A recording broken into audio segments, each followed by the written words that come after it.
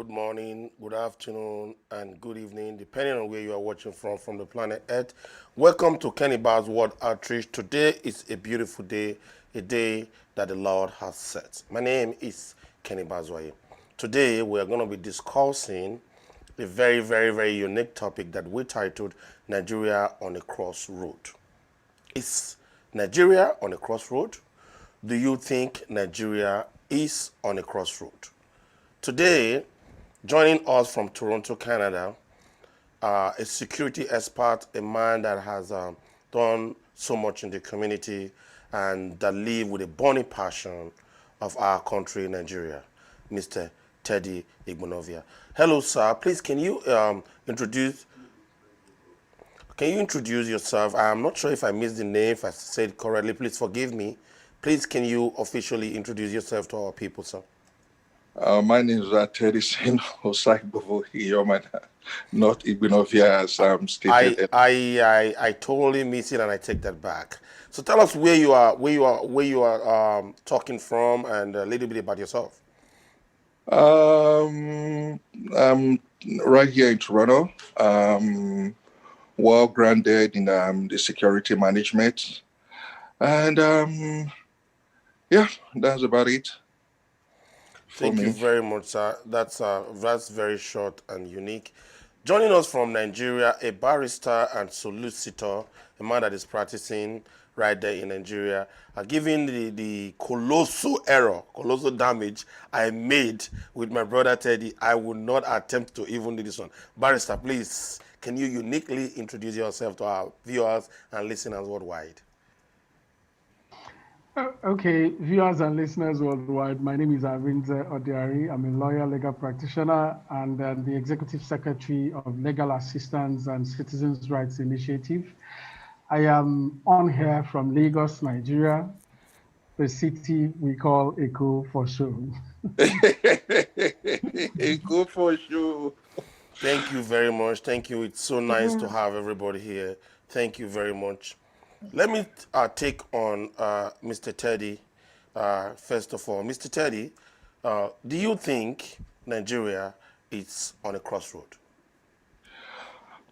Kenny, with the recent development that we're all facing, um, I will say yes, that we are approaching that crossroad we feared for the longest time.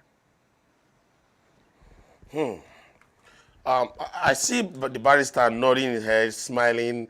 That's a beautiful smile that you have there. Barrister, tell us, are we on a crossroad? No, not at all, not in my view. You see, when you say people are at a crossroad, it suggests that they're already in a fix. They don't know where to go. They don't know the next line of action. Do we know the next line of action? Yes.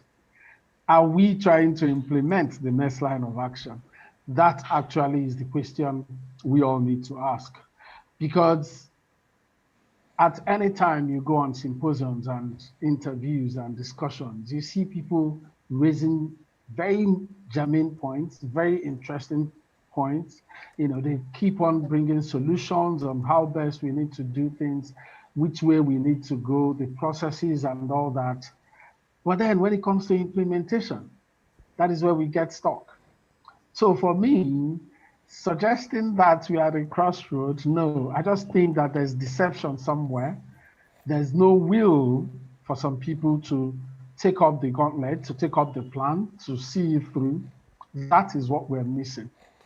That is Now, what we're missing. if I heard you correctly, there is a struggle, or there is a movement currently that is ravaging the whole world when it comes to lovers of Nigerians and Nigeria's citizens across the globe.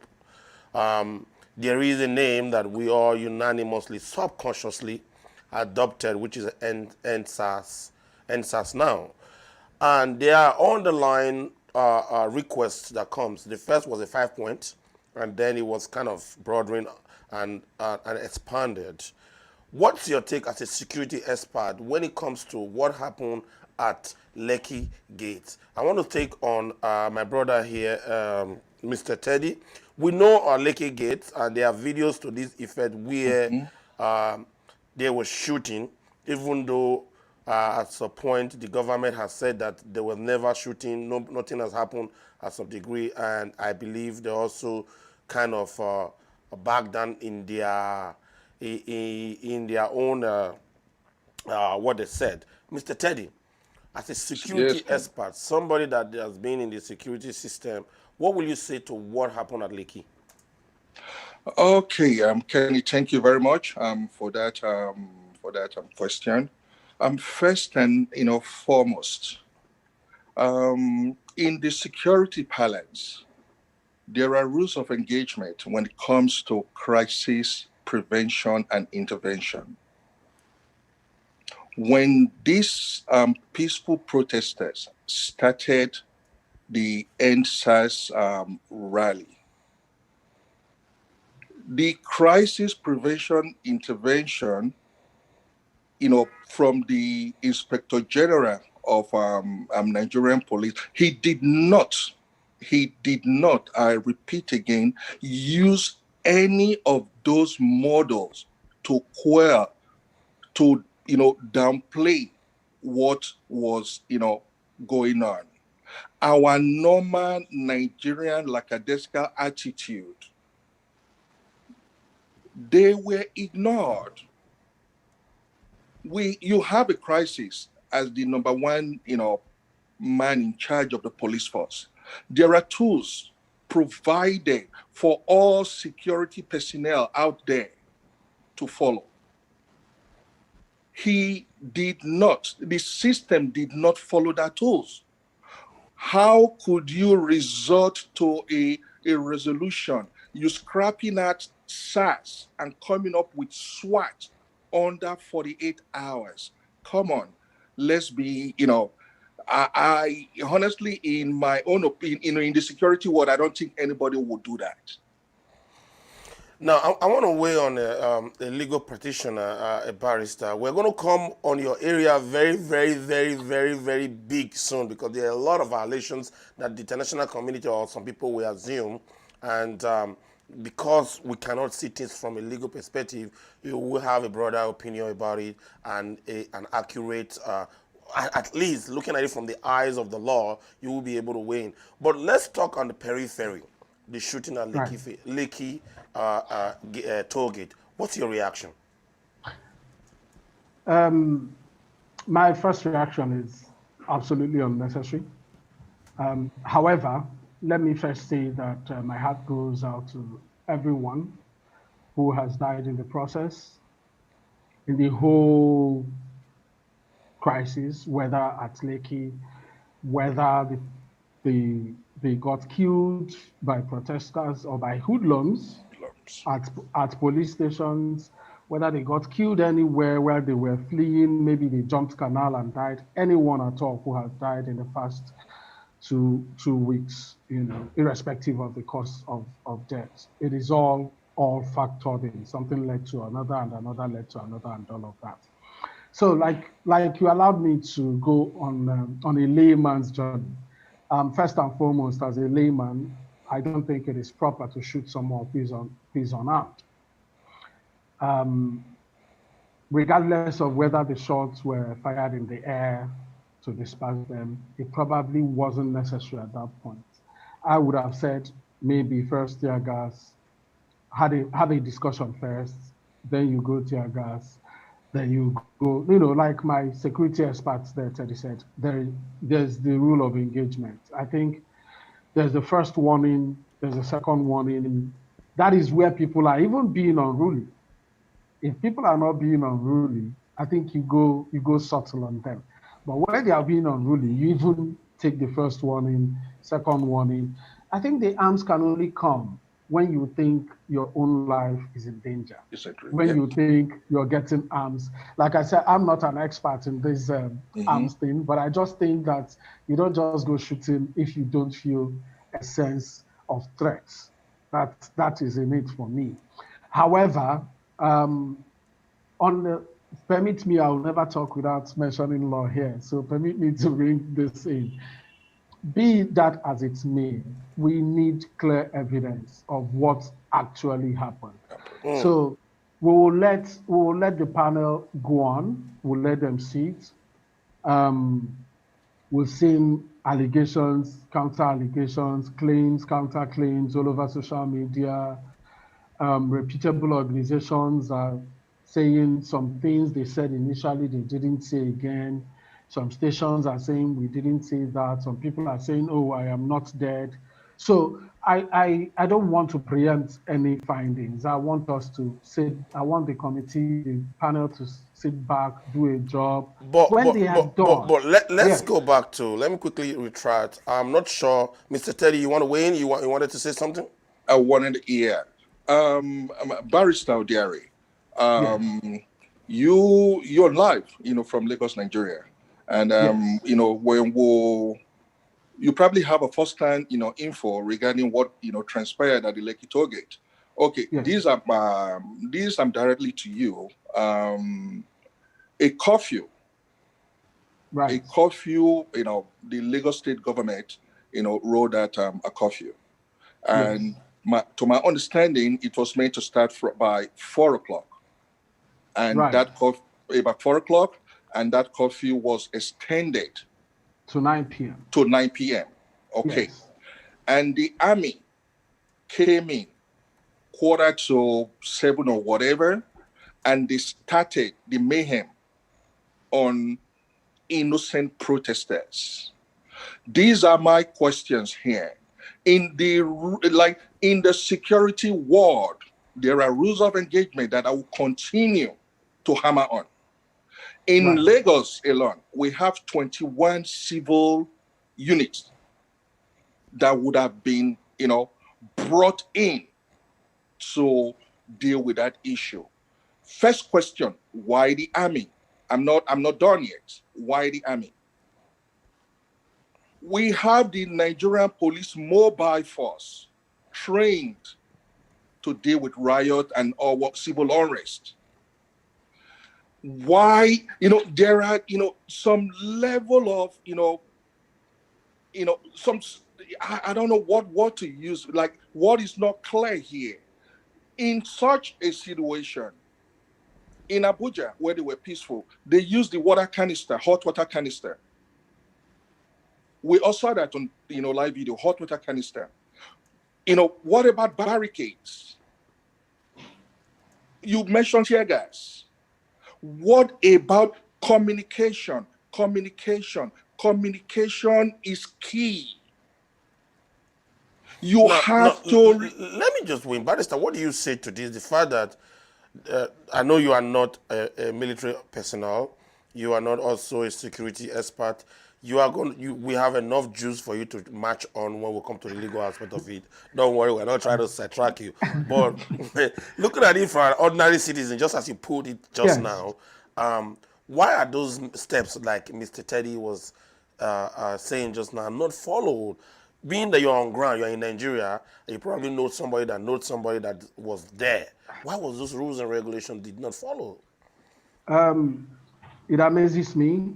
It amazes me how we do make some mistakes, some unpardonable mistakes. I call them unpardonable because we already have things, our work cut out for us. First of all, the police are the ones that should go first into Thank you.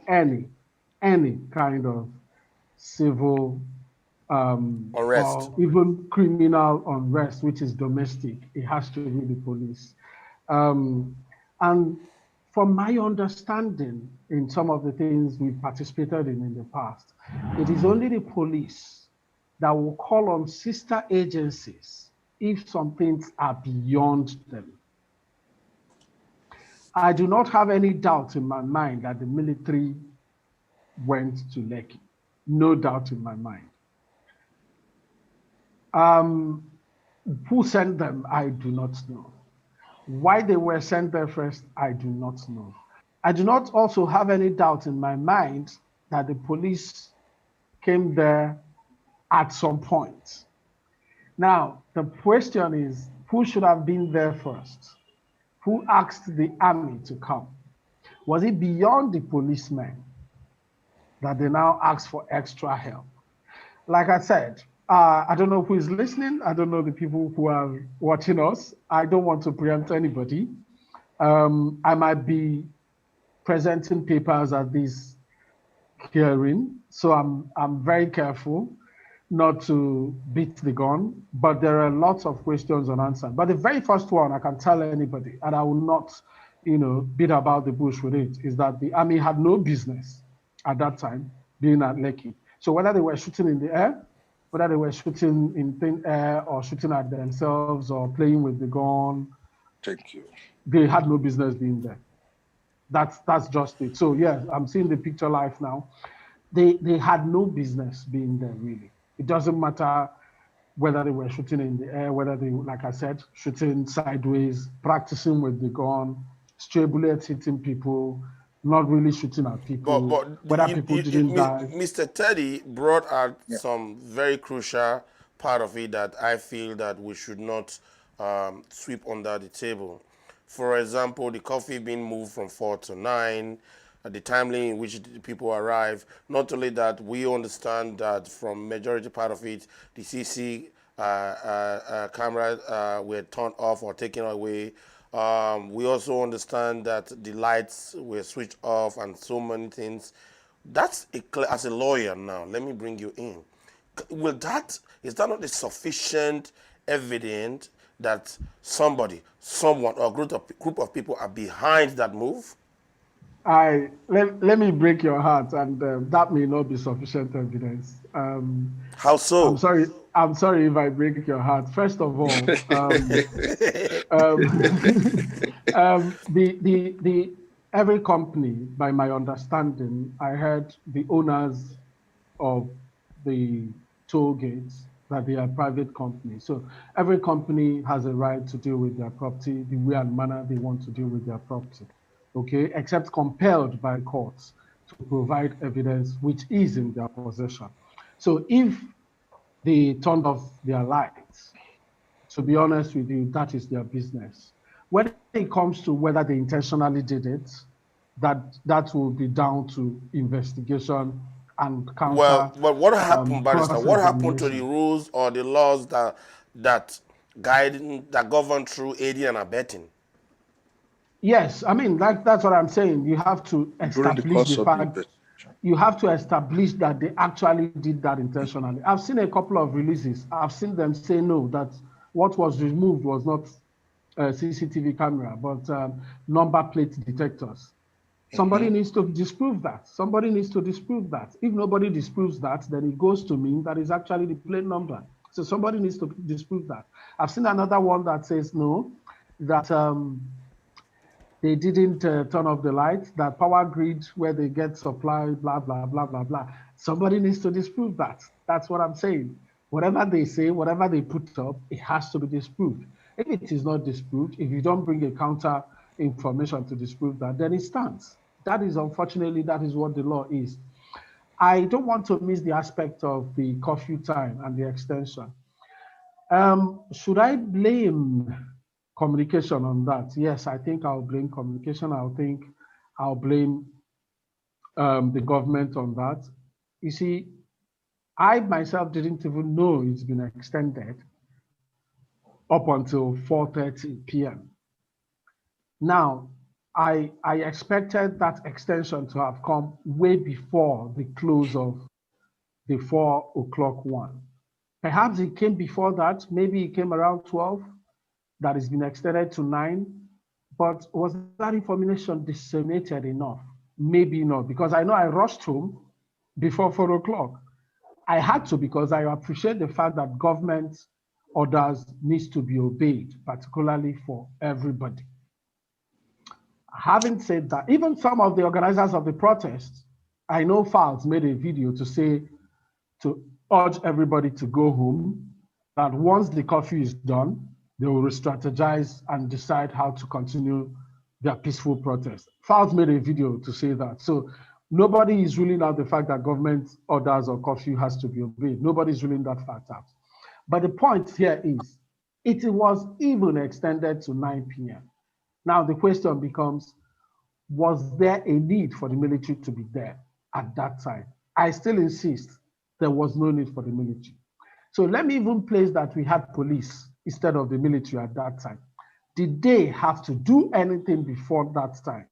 Again, the police, even if they were there, shouldn't have done anything until perhaps 8:50, like 10 minutes. And that thing they should have done was to have communicated to people. Use your megaphones, use whatever thing. Ladies and gentlemen, we appreciate you. It's time to obey the government of the day. It's time to obey the laws of the nation. The state governor says you have to go home before 9. It's 10 minutes to 9. You need to start leaving now. Gentlemen, can you be leaving now? And all that and all that. So there were lots of things that should have been done even before the shooting, whether shooting at people. I'm emphasizing on this because I don't want to preempt anything, whether people were being shot at or they were shooting in the air. Can you hear me? I can't hear you. I can't hear you. I can hear you loud and clear, Barrister. Kenny, I can't hear you. Are we losing him? Well, I can hear you loud and clear. I know you can hear me. I can hear you as well, but I can't seem to hear Kenny. And we can't hear Kenny now. We just, we were on air. We just, continue. I will quickly throw a question at you, Barrister. You've spoken well. Under the with you being a lawyer, there was no violation, from the side of the protesters, with reference to the curfew.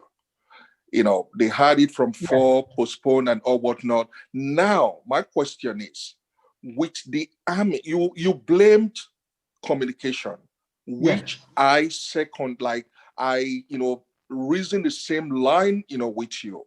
Communication failed at that point. Yes. My question to you, Barrister, is the question there is whatever that the army came in and started shooting, their act. Hello, are you there? Yes, I'm here.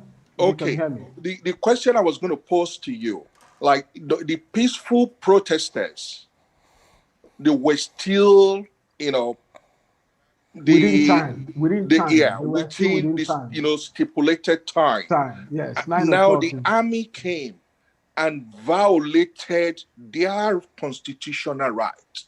Is that not enough to indict the Nigerian army of their cowardly act?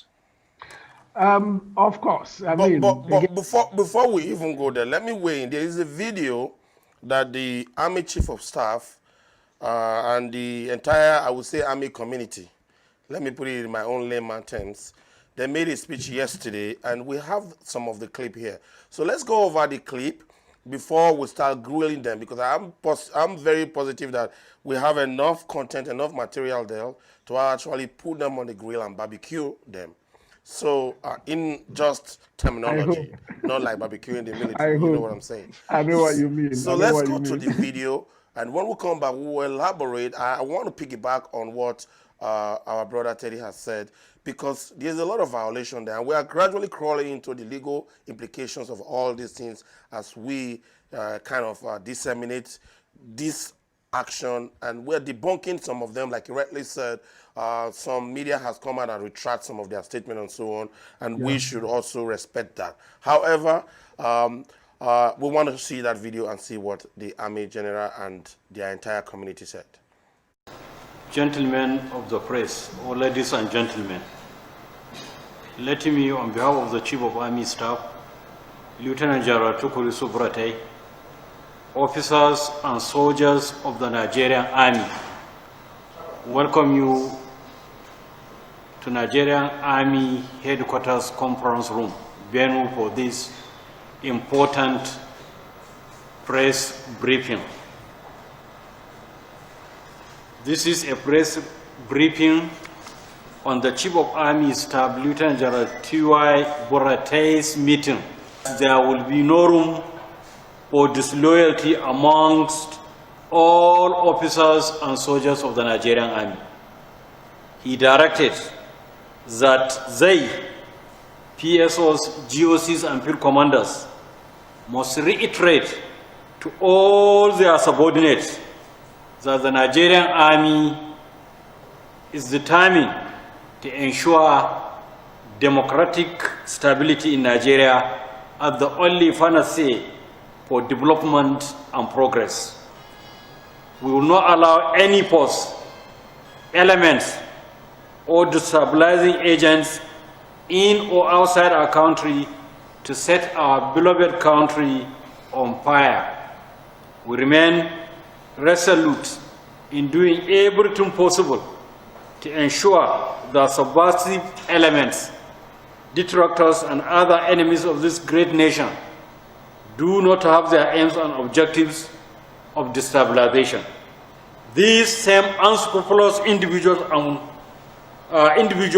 group, and other undesirable elements have hijacked the peaceful end-SARS protest marches, resulting to widespread violence, acts of wanton destruction, and looting of public and private properties in many parts of the country.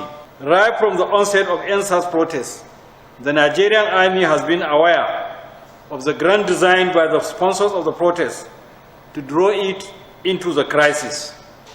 The plan was to embark on massive propaganda to discredit the military and the government so as to set the people against the Nigerian Army once it is called out to aid the civil authorities. The Nigerian Army, being aware of the devilish plan, was careful not to be dragged in and issued the initial warning through a press release on 14 October 2020 of our resolve to secure and safeguard a united Nigeria.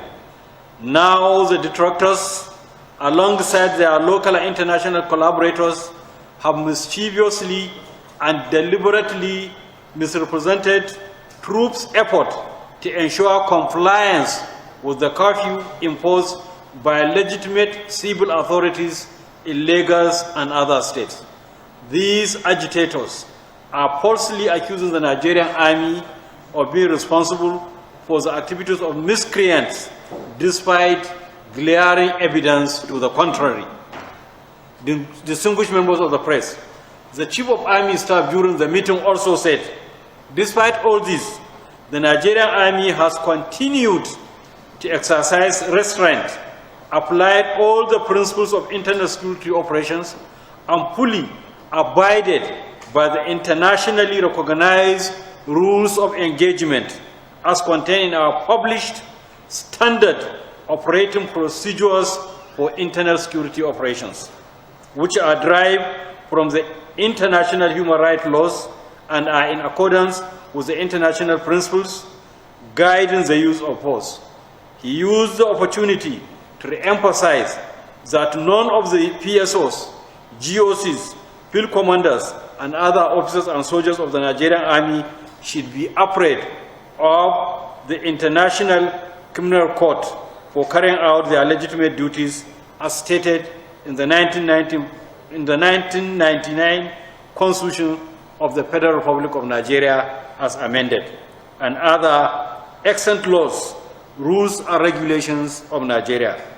He further averred that he directed that any act of arson or attempt to kill or maim any military or security personnel and other law-abiding civilians must be responded to quickly and decisively.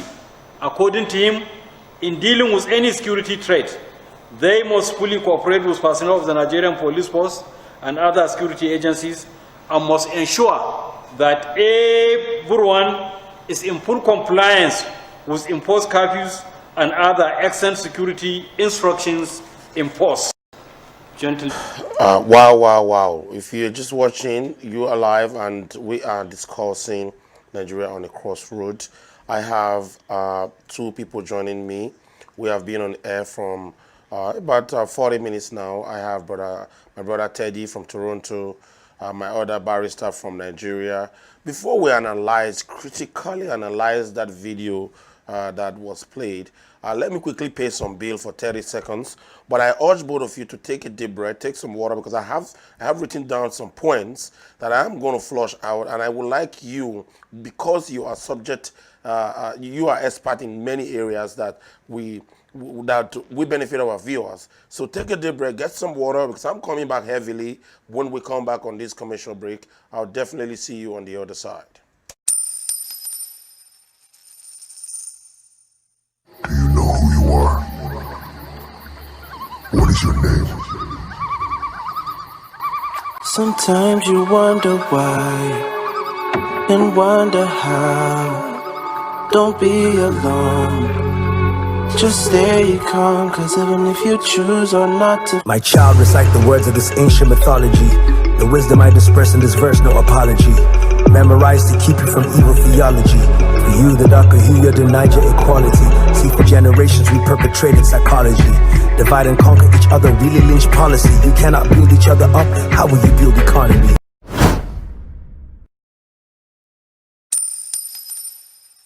Welcome back. Welcome back.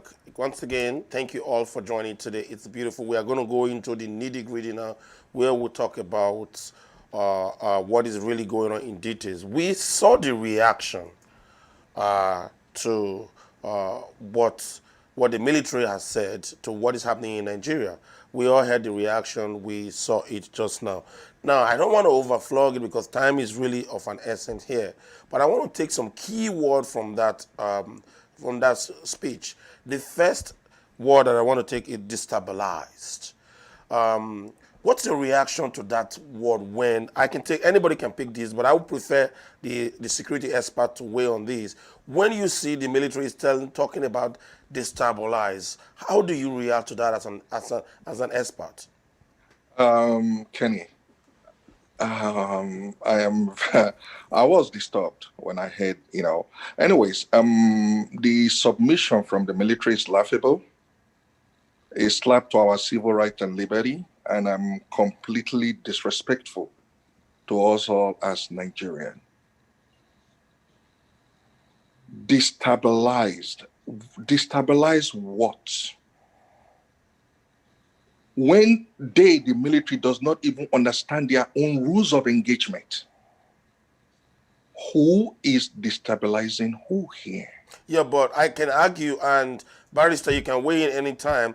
If you look at it, after the word destabilize, there was heavy words like, you're a security expert. So there were heavy words like sponsored, local and international collaborator.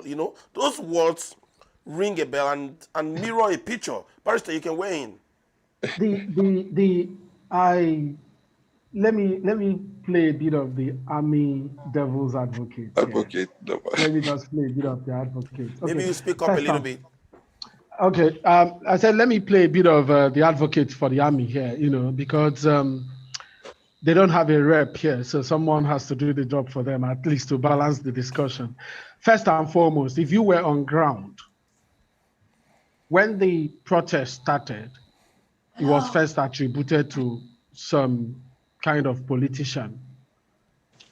They said it was a particular politician from the South that is pushing this because he's now out of favor with his friends from the North.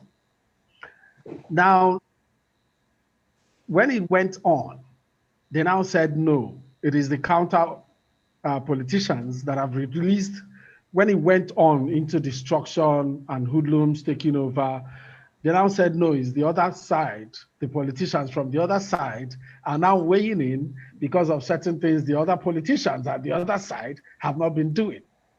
So I'm not in the intelligentsia, so I may not have all the documents they have, but from the layman's perspective, if they are throwing these on about the place, about politicians sponsoring this set and another politician sponsoring another set, then perhaps the army is right when they say that some sponsors are somewhere. Yeah, but when you say, and Mr. Teddy, you can butt in at any time. When you say you're talking about sponsors, you're talking about international, local, and so on.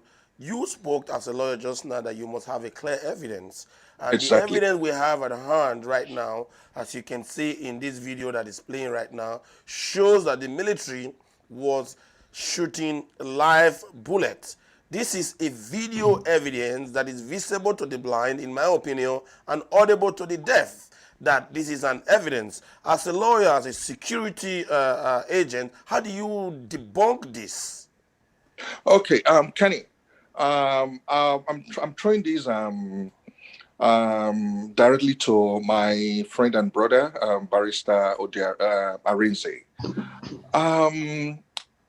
In the military, there is what is called, the rules of engagement. The state governor, there is no sitting governor that the military is answerable to. True. There That's is no correct. state governor that the military is answerable to. Very Okay, correct. now, Barrister, my question here is, from the military perspective, there is what is called a chain of command. True. The chain of command. We saw a video evidence of military presence at the Lekki toll gate.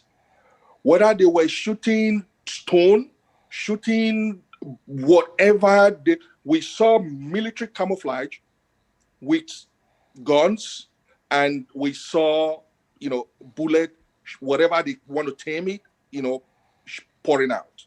Now, who ordered? Who Right. ordered Would this be the presence case the of, military? my brother Fela, may he so rest in peace, or no soldier? It might get in. It might get to that. I know Kenny wouldn't want to hear that, but truly, you might get to the level of the unknown soldier again, because when you're confronted with hard facts, you might find it difficult to escape hard facts. So the best thing for you is to dissociate yourself from that fact completely. And why would it be easy for them to do that? Because we've seen them catch criminals in different parts of the country wearing army uniforms. So yes, they can easily say that. But what we believe as citizens will be on us. What we take home as citizens will be on us. But having said all that, I first of all said that the military had no business being there at that time. They even had no business being in the front, even if they were caught. So let's even assume it's 9 p.m. Let's even assume it's 10 p.m. But before you even go there, let's stay on this very speech, because I have some notes, some key words that I wrote down, and I'm glad you are a lawyer, a security expert is here, and we can look at it together.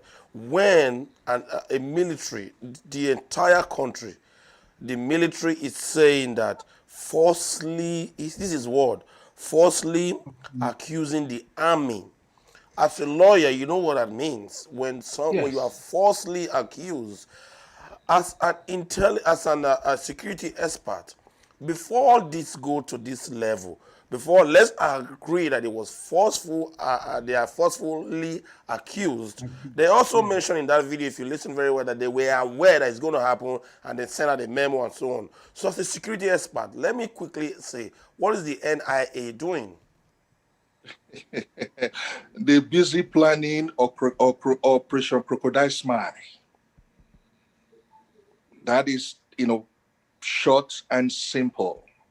Operation Crocodile Smile. And we just saw the Operation Crocodile Smile played out its script at the Lekki toll gate. Simple. So I'm going to deflect. Go ahead, Barrister. They can argue that they know that protests in Nigeria usually don't end up well. They can argue. I mean, like I said to you, I'm going to go a little towards the army and go a little so that we balance it up and then get the hard facts until some things are clear. They can argue that protests usually take another turn, particularly in Lagos. They can argue that. So they will tell you that, they know this was going to lead to some carnage of sorts. However, while I acknowledge that they may be right in that assertion, the question I have for them, which they are not here to give me an answer, even if it's going to lead to that, what are the best ways to stop it from leading to that? What could we have done better? But Barrister, one will argue that Uh, it's uh, disgrace. Go ahead. yeah, Kenny. Just to quickly address, what what the barrister said. In a crisis situation, we have three phases: the pre-crisis, crisis response, and the post, crisis. The NIA, the well-grounded in all of this, were these three models followed in their responses to what actually, how it all ended at the Lekki toll gate? If yes, let's make that document public. If yes, let's make that document public. There are rules of engagement. We have the pre-crisis, your prevention and preparation. We already know how these things normally goes in Nigeria. This is not the first time. What were the actual responses to quell this from de-escalating? We never saw those things. You understand? We never saw those things. No, And the post-crisis now led to, the whole country, being, vandalized and looted and all whatnot. And we are blaming hoodlums. And I am not supporting whatever happened, but those that were supposed to be, the hem of authority to have de-escalated this issue, they failed us. Let the truth be said. no, but Barrister, will you say, given for me those words that he has said, the military said, destabilizing, sponsoring, local and international collaboration, compliance, people disobeying the coffee, will not complying, forcefully accusing the army. Will you say, because in all this, the army just spoke. They have the NIA, they have other agencies that can give them facts, intelligence. Yeah. They are not saying that we should wait for intelligence coming out soon. They did not say this is the intelligence that make them conclude that. As a lawyer, Barrister, will you conclude this as bogus? I think they could have done better. I think they could have done better with certain statements. And I say this with all sense of purpose. I mean, I don't like going against the army or the police. We need the security, but we need better security. We need better policing. We need better military. We need better intelligence. But let us also remember that we've had a very long time, years of military rule in this country. So we are so used to certain words. For me, those words are very military, very Nigerian military in nature. So those words are words that we keep using. Those words are words that the military are now used to over the years. So it definitely will not come out of, stop coming on, from their mouths. Just like politicians in Nigeria, they like using the word opposition, sponsored, opposition. So even Arinze here, giving his genuine thoughts, our politicians will say opposition. Anything outside of what people agree with, it's opposition. So we are now used to these words. So I think what we all need to do, that's why the group I belong to, the NGO I belong to, we when it all started, we were emphasizing on police reforms. So we are insisting on the reform of the security architecture of the country. We are insisting on reforming the personnel. We are insisting on reforming as a holistic way of coming out from these kind of issues. So we're not looking backwards anymore. We're looking at the future. How best do we solve our problem as a nation? And I think the best way to solve it is remembering where we're coming from and going to solve it holistically. But you said something. And the way we can solve My question was, Barrister, as a lawyer, Let's pretend Yes. you are representing the other side and the military has come with their own lawyer. With this kind of statement, without no promise of any evidence or whatsoever, without no physical evidence, how will you address this in the court? It will be difficult, but yet again, I will, because he who alleges has to prove. I will allege that the military came. I will show the court the video evidence.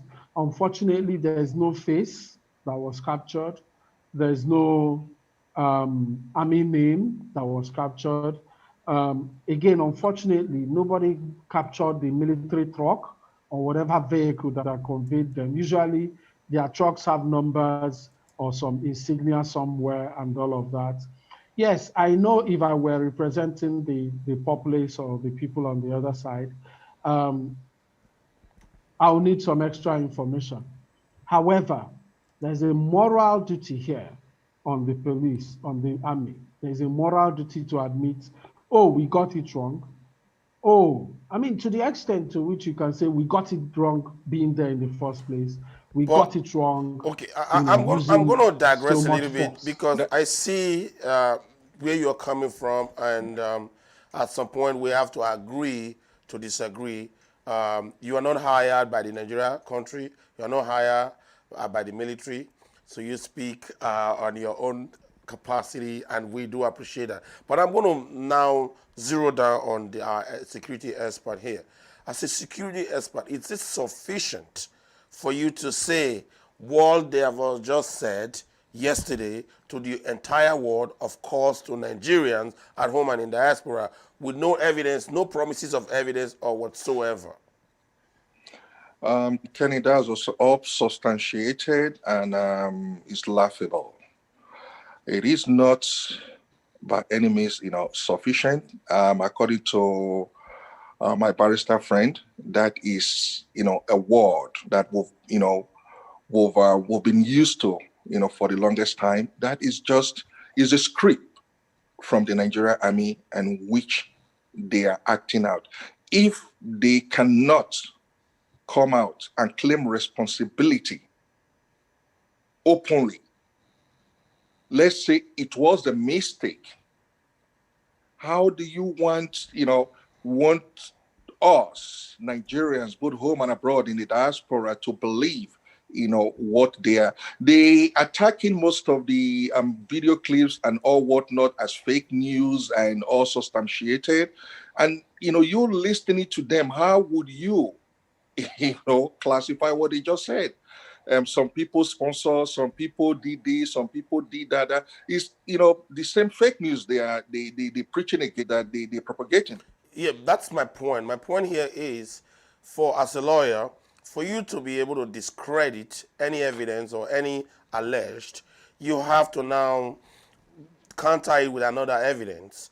And that's why the lawyer, I'm not a legal Yes. practitioner, I'm just a journalist, but that's why the judge will say, based on the evidence before me, Before me. based on the evidence before you, my barrister friend, Mr. Teddy, will say. What's your take? My take is that the military was there.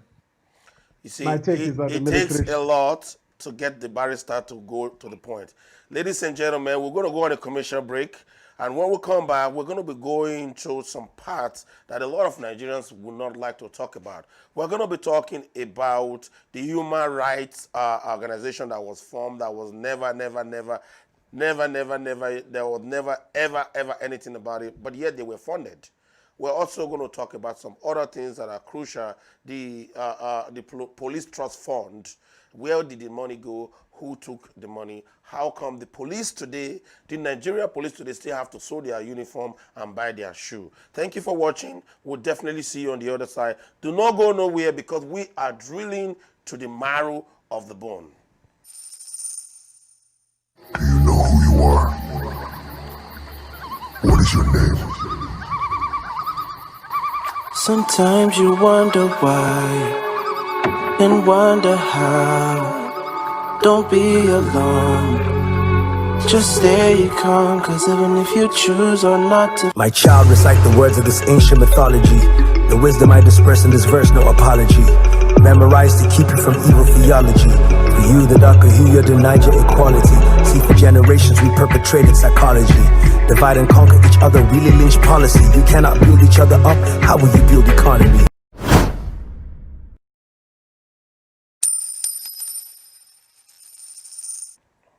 Welcome back. If you're just joining us, you are on Kenny Barr's World Outreach, and today we're talking about a very, very unique topic: Nigeria on a crossroad. I have, all the way from Toronto, Canada, here a security expert, Mr. Teddy, and I have Mr. Barrister Arizo joining us from Nigeria. Guys, let's for those that are joining us in part, let's introduce ourselves. So that they will know who we are. Now, I knew that Mr. Teddy was the first to introduce himself, and I know I'm speaking to a barrister, and I don't want to be charged to the court of law. So let's give the barrister the floor now. Sir, introduce yourself to our people before we proceed again. Thank you. Okay, I'm still here. I'm not changed for those who just joined. This is Arinze Odiari from Lagos, Nigeria. Of course, I'm a legal practitioner and then the Executive Secretary, Legal Assistant, and Citizens' Rights Initiative.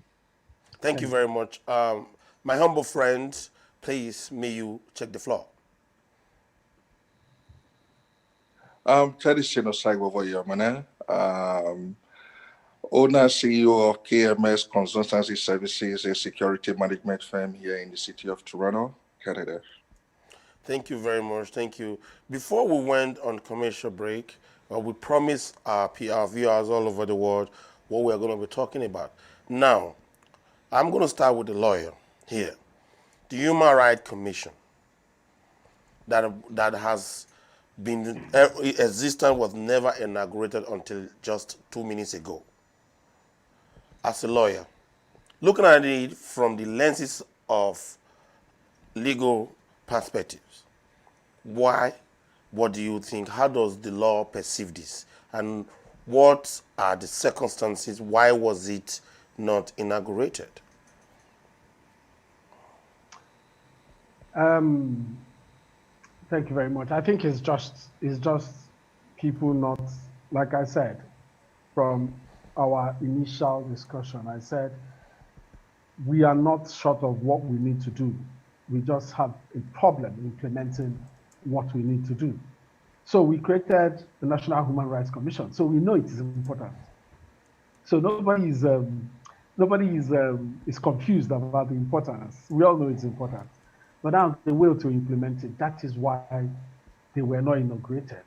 That's why the government. Yeah, but why is this coming? Why I'm bringing up this is this: if we're talking about unknown soldier allegedly shooting at Lekki toll gate, we're talking about a lot of things. We're talking about even the army police chief is talking about people are not complying to the curfew and so on. When we know that there was a short notice and so on, the human rights has a role to play in all this that is happening. I agree that you agree with me, right? Even though that sounds like a tautology. Yes.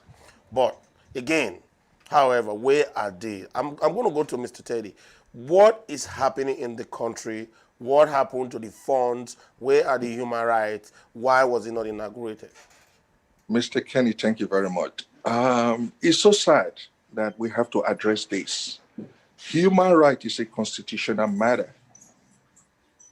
Those that we have chosen, those that we have elected, there was a board, a commission, on human right to see about your welfare and my welfare, funds disbursed for that purpose. And that same human rights commission never sat for one. That tells you that we still have a long way as Nigerians to go. A place where there is no respect for human rights. Let us not continue to, dress their ego. So, but because of time, let's move a little bit now. There's also the police fund, which is coming now to the front line, whereby the police fund and money that's supposed to be given, the budget, whatever, and so on. Barrister, I believe Yeah. in your capacity as a lawyer, an active lawyer. What do we do? How do we bring these people to book, and how do we bring it to the front line? Moreover, we're talking about the NSAS thing that is happening all over the world. How do we leverage on this momentum to make this correction while we are also using the legal arm of it?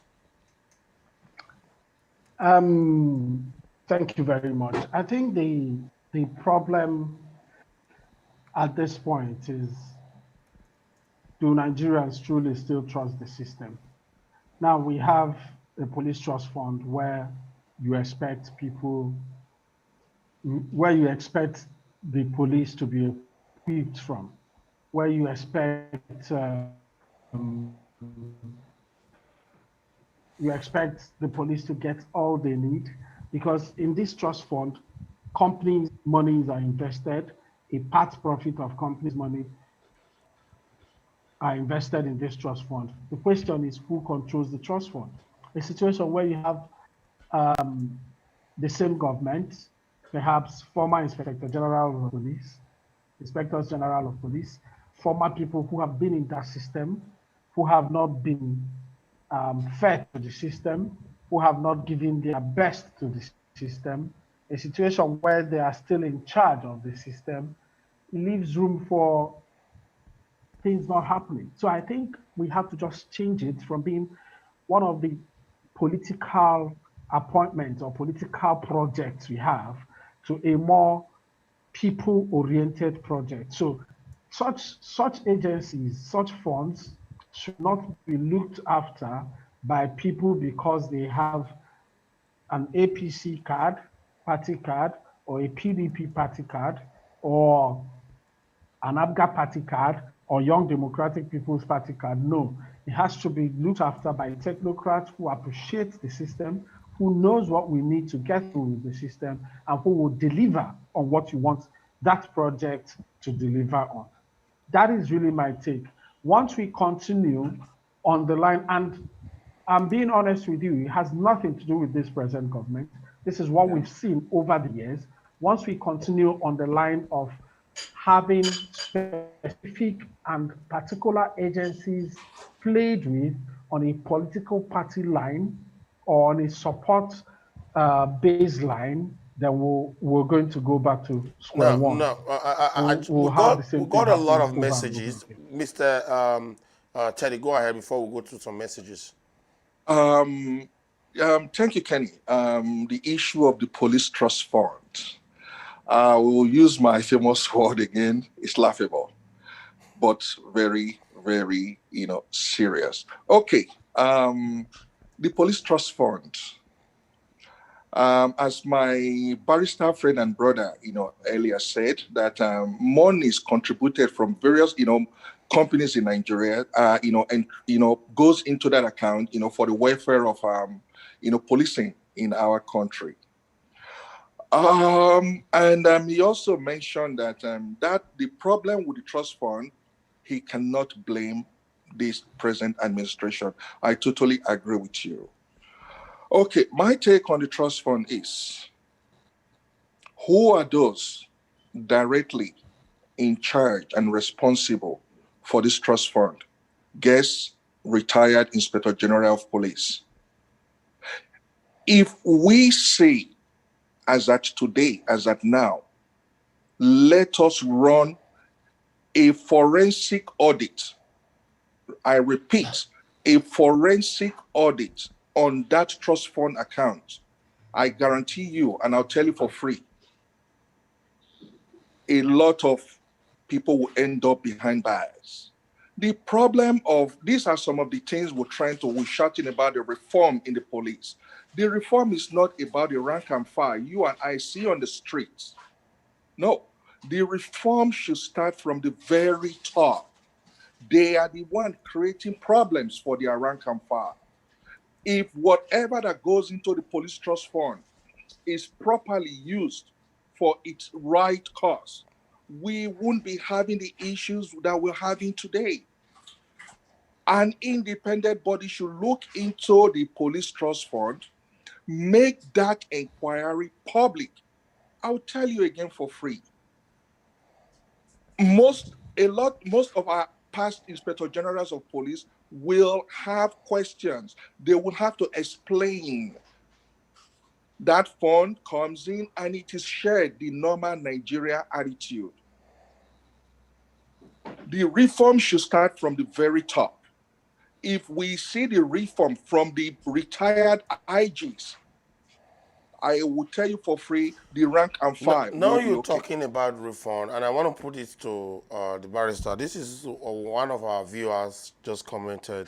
Um, 1999 Constitution that gives absolute power to the presidency on policing and other matters is the issue.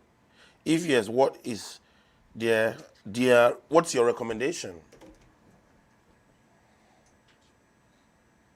Oh well, if somebody spots an issue, then the best thing is to solve the problem. And to be fair to the young man who said to that our viewer, Nigerian president is probably the most powerful president in the whole world based on the powers he has in the constitution. He's probably the most powerful in the whole world by powers in the constitution. So for me, if we need to change things, we probably need to change a bit of the powers in the constitution. Okay? But it doesn't stop at that as well. So even if we change the whole constitution and we don't change the mindset of the people, then there's still a lot more to be done. I was talking with someone 2 days ago and we were shouting about youths and the youths and the youths. And I said to them, I know 3, 4, 5 Nigerians who were in politics when they were 26, 35 years. If they were in politics between the ages of 26 and 35 years, they started being in politics at that time, and they are 50-something now, and things are not changing, then we probably might need to worry about the issue, whether the problem is about being a youth or the problem is about the mindset and your attitude. If I give you 3 names now, Kenny, you go and check when Rotimi Amechi got into politics, check when Wike got into politics, check when Fashola got into politics. These are 3 names that people are familiar with.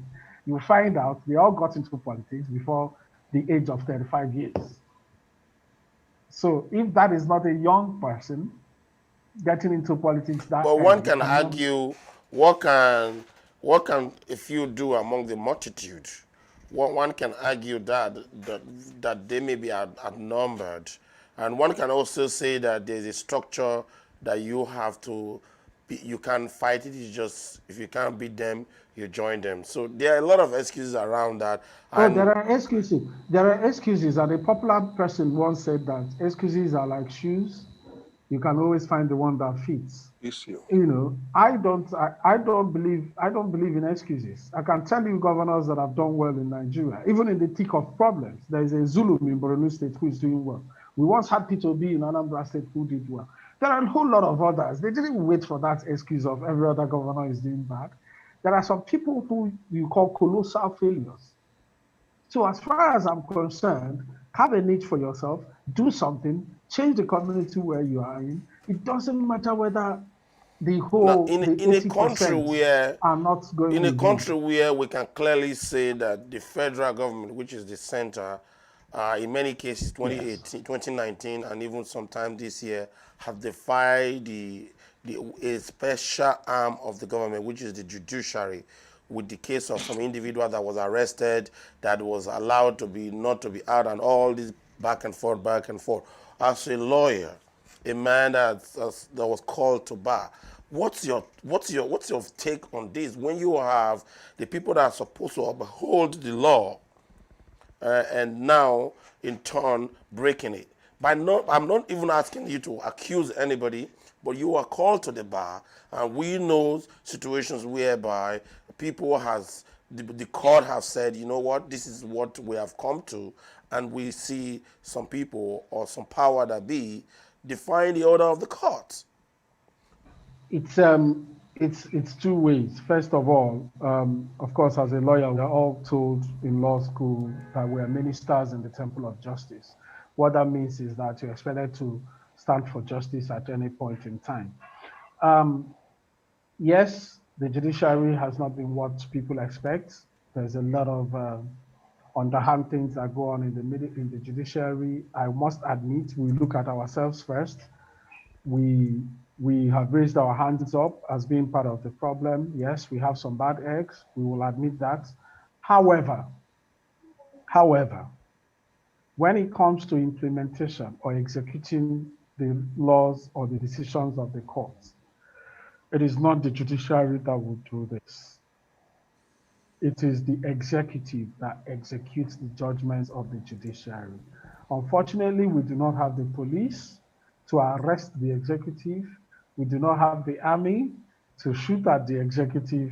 We can only make our judgments clear and make it be as clear as possible. So, while on one hand, we think there's a whole lot to be done in the judiciary, we still want people and Nigerians to appreciate the fact that we're working a tight schedule, we're working a tight rope, we're in a situation where we are not in control of So will you everything. agree with me now that the judiciary, not all of them, but in the whole, to a degree, I mean to say, are directly involved in a dirty Nigeria political ping pong?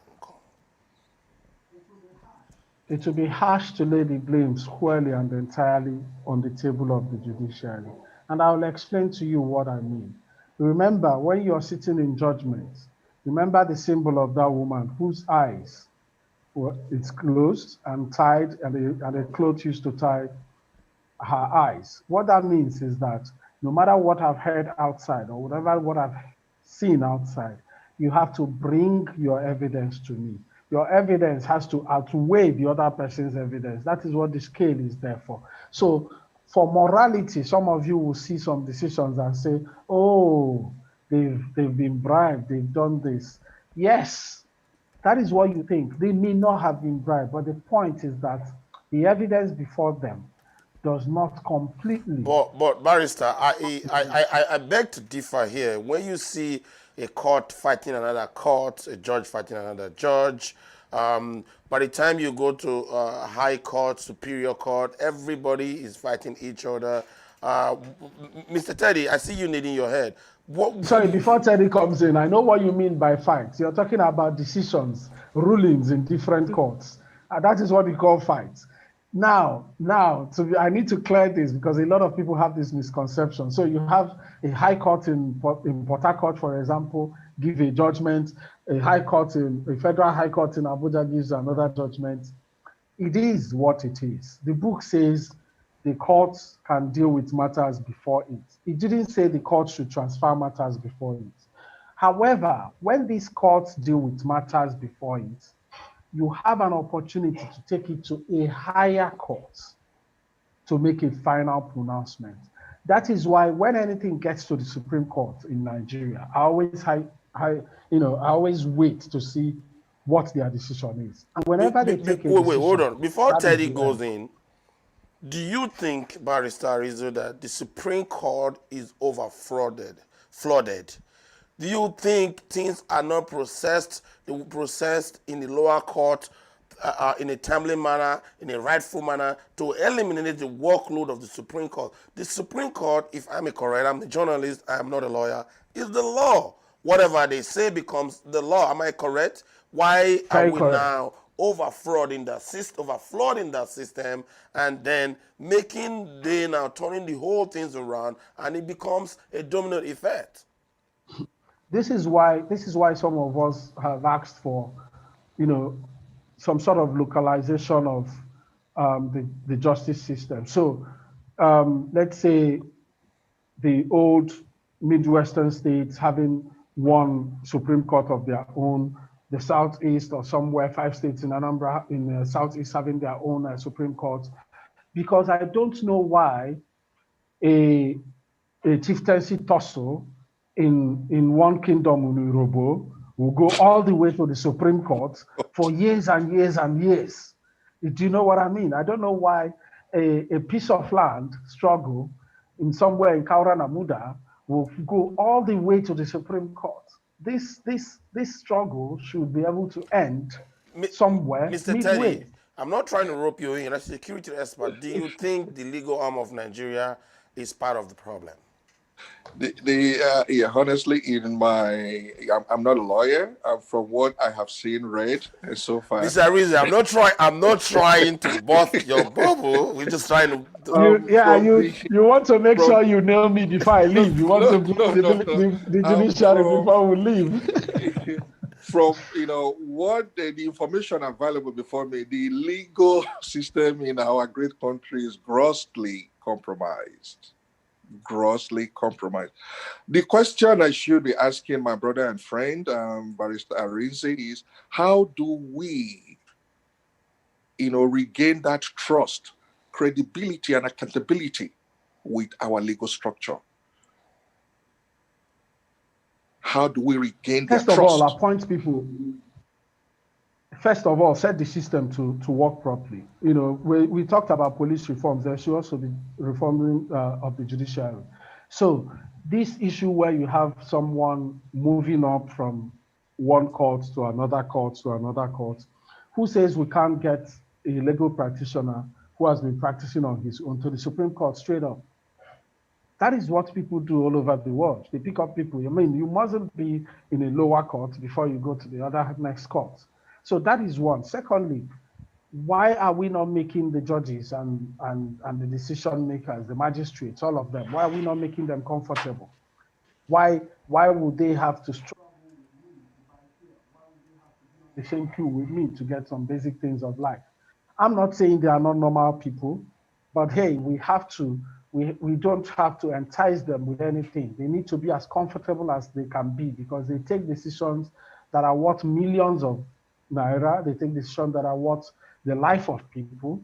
So they should be as comfortable as they can be. So they need a whole lot of reform, which will include getting better remuneration for lawyers, for judges, so that they can take their eyes away from other things. Also, the setup, like I mentioned, there should be divisions of everything. All our cases from Kaura Namuda, from Onitsha, from Ipoba Hill in Benin, from Ife, from Ondo, all of them should not go to Supreme Court in Abuja. But Some should be able a to quick one, end Barrister. somewhere.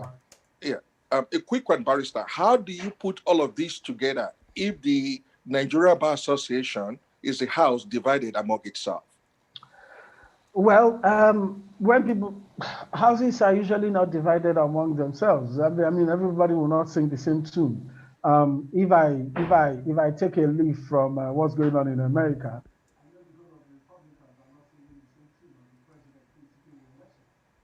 Republicans are going sideways. So if you take the fact that some lawyers are singing a different tune, it doesn't mean that we are not united. However, there's a lot that the NBA needs to do, and they have a new leadership on now, led by Mr. Bata, and he has pledged to move things forward. I mean, this is the first time we're having an NBA president who is not a senior advocate of Nigeria. So let's see if it will change things. Let's see, maybe he has not dipped his hand in the cookie jar. Let's see if there's a lot of things that will come up from his mind because he has not been sitting in the table of silks. So maybe there might be a change. So we have to give them opportunity to do that.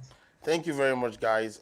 We know that the end-SARS protest has kind of been minimized, and someone would argue that it's just the diaspora that is doing it now, that the people at home has kind of withdrawn a little bit from it and so on. But that's not my question.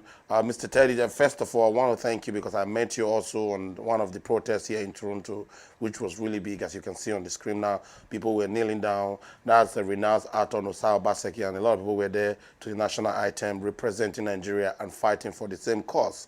However, my question today, I want to start from the security expert, Mr. Teddy. How do you think we should proceed? Do you think the end-SARS protest should cease and for now, or should permanently cease, or should not cease at all?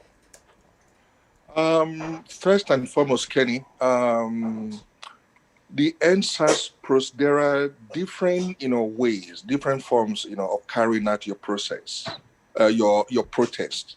Um, with what we have seen so far in Nigeria, where overnight we have the issue of unknown soldiers and all whatnot, we have to downshift. Now it's time, if the authorities involved cannot put the crisis management models in place, we can help them. Communication, communication, communication. We have to find a way to dialogue now. But do you think On the NSAS should continue the way it was? Because right now, it started, if you guys, we allude to this, it started as a peaceful, they were raising money, Yeah. music, people who were doing things with even solar energy. It was one of its kind, I would say. In the history of Nigeria, that was one of the protests that lasted that long, days. And Yeah. do you think it should continue or it should subside or it should come up later or it should be terminated and extinct permanently? No, okay. The NSAS was a catalyst that brought out a whole lot of issues that we are discussing today. To me, it was a huge success. For now, the NSAS, should, be watered down while we look into processes of, actualizing the reform. The NSAS gave birth to, you know, reforms that we're talking about. Now, what is it that we are supposed to do to actually fulfill and actualize that NSAS, goals? Some of those things are the reform. We've talked about the police reform. We've talked about the judiciary reform. We cannot continue to, go on the blame game. Now it's time for solutions and results. So, But let me, I'm going to, for the benefit of time, Barrister, while you are responding to that question, keep in mind there have been life lost. Now, if we are stopping the NSAS, if that's what you want, think we should stop or extinct or continue in a modified way, let us keep in our subconscious mind that life has been lost. Somebody's father, somebody's brother, somebody's son or daughter, in this process, the life has been terminated. And by terminated, I want to emphasize, because I know a legal practitioner is here, this is a word that I carefully choose. Permanently terminated. We don't know whether it's heaven, it exists or not. We have not been there. Earth, we know. So therefore, I use the word permanently terminated. What's your take on this? Well, can I if quickly you, jump in quick, Go ahead. Kenny? Okay. You're talking about if we have to continue or end the NSAS protest. Kenny, I put it before you. We as Nigerians, we're in a system where we do not have regards for human rights. We cannot continue to encourage our brothers and sisters out there to continue this rally when we know there are too many unknown soldiers in the streets of Lagos. We have to find a way. There are other means of channeling what we have to say. I cannot guarantee the life, and safety of any Nigerian out there to go on the street. They could be tagged as hoodlums, as anything you want to take it. First and foremost, let us try to de-escalate the issue on ground, protect our brothers and sisters, and look for another means to continue our protest. Our voice must be heard. They've heard us, but how are we going to continue to, put the lives of the young ones in crossfire with what just happened in Lekki? They've come, they've showed us this is what you will face. Now we're discussing unknown soldier. So I honestly do not want any October 2020, 2000 or whatever again. There are other means, there are other, method on how we can get our message across. Let us continue to find a way to dialogue, get, the reforms put in place and see what comes out from there. That does not mean the NSAS protest is completely, done and out. Thank you very much. Barrister, it's all I, yours. yes, if took some time off to talk about the bed. Maybe I you want to said speak up a little bit, that Barrister. Your points are very valid, and I want our people at home to enjoy that part of it. yes, thank you. I know you can hear me now. When I started, I remember I said I truly feel for the lives lost, and I commiserate with the families that lost their lives. Like I said, whether they lost their lives at Lekki or at the arsons, burning of people or killing, it doesn't matter. Lives has been lost, and for me, everybody is a hero, and that we're not going to let the efforts our heroes pass to go and be in vain. That is what our anthem says. So we continue on that march. However, you will agree with me that when you want to bake a cake, the first place you go to is you go to the supermarket. So you're outside, you're looking for condiments, you're buying things.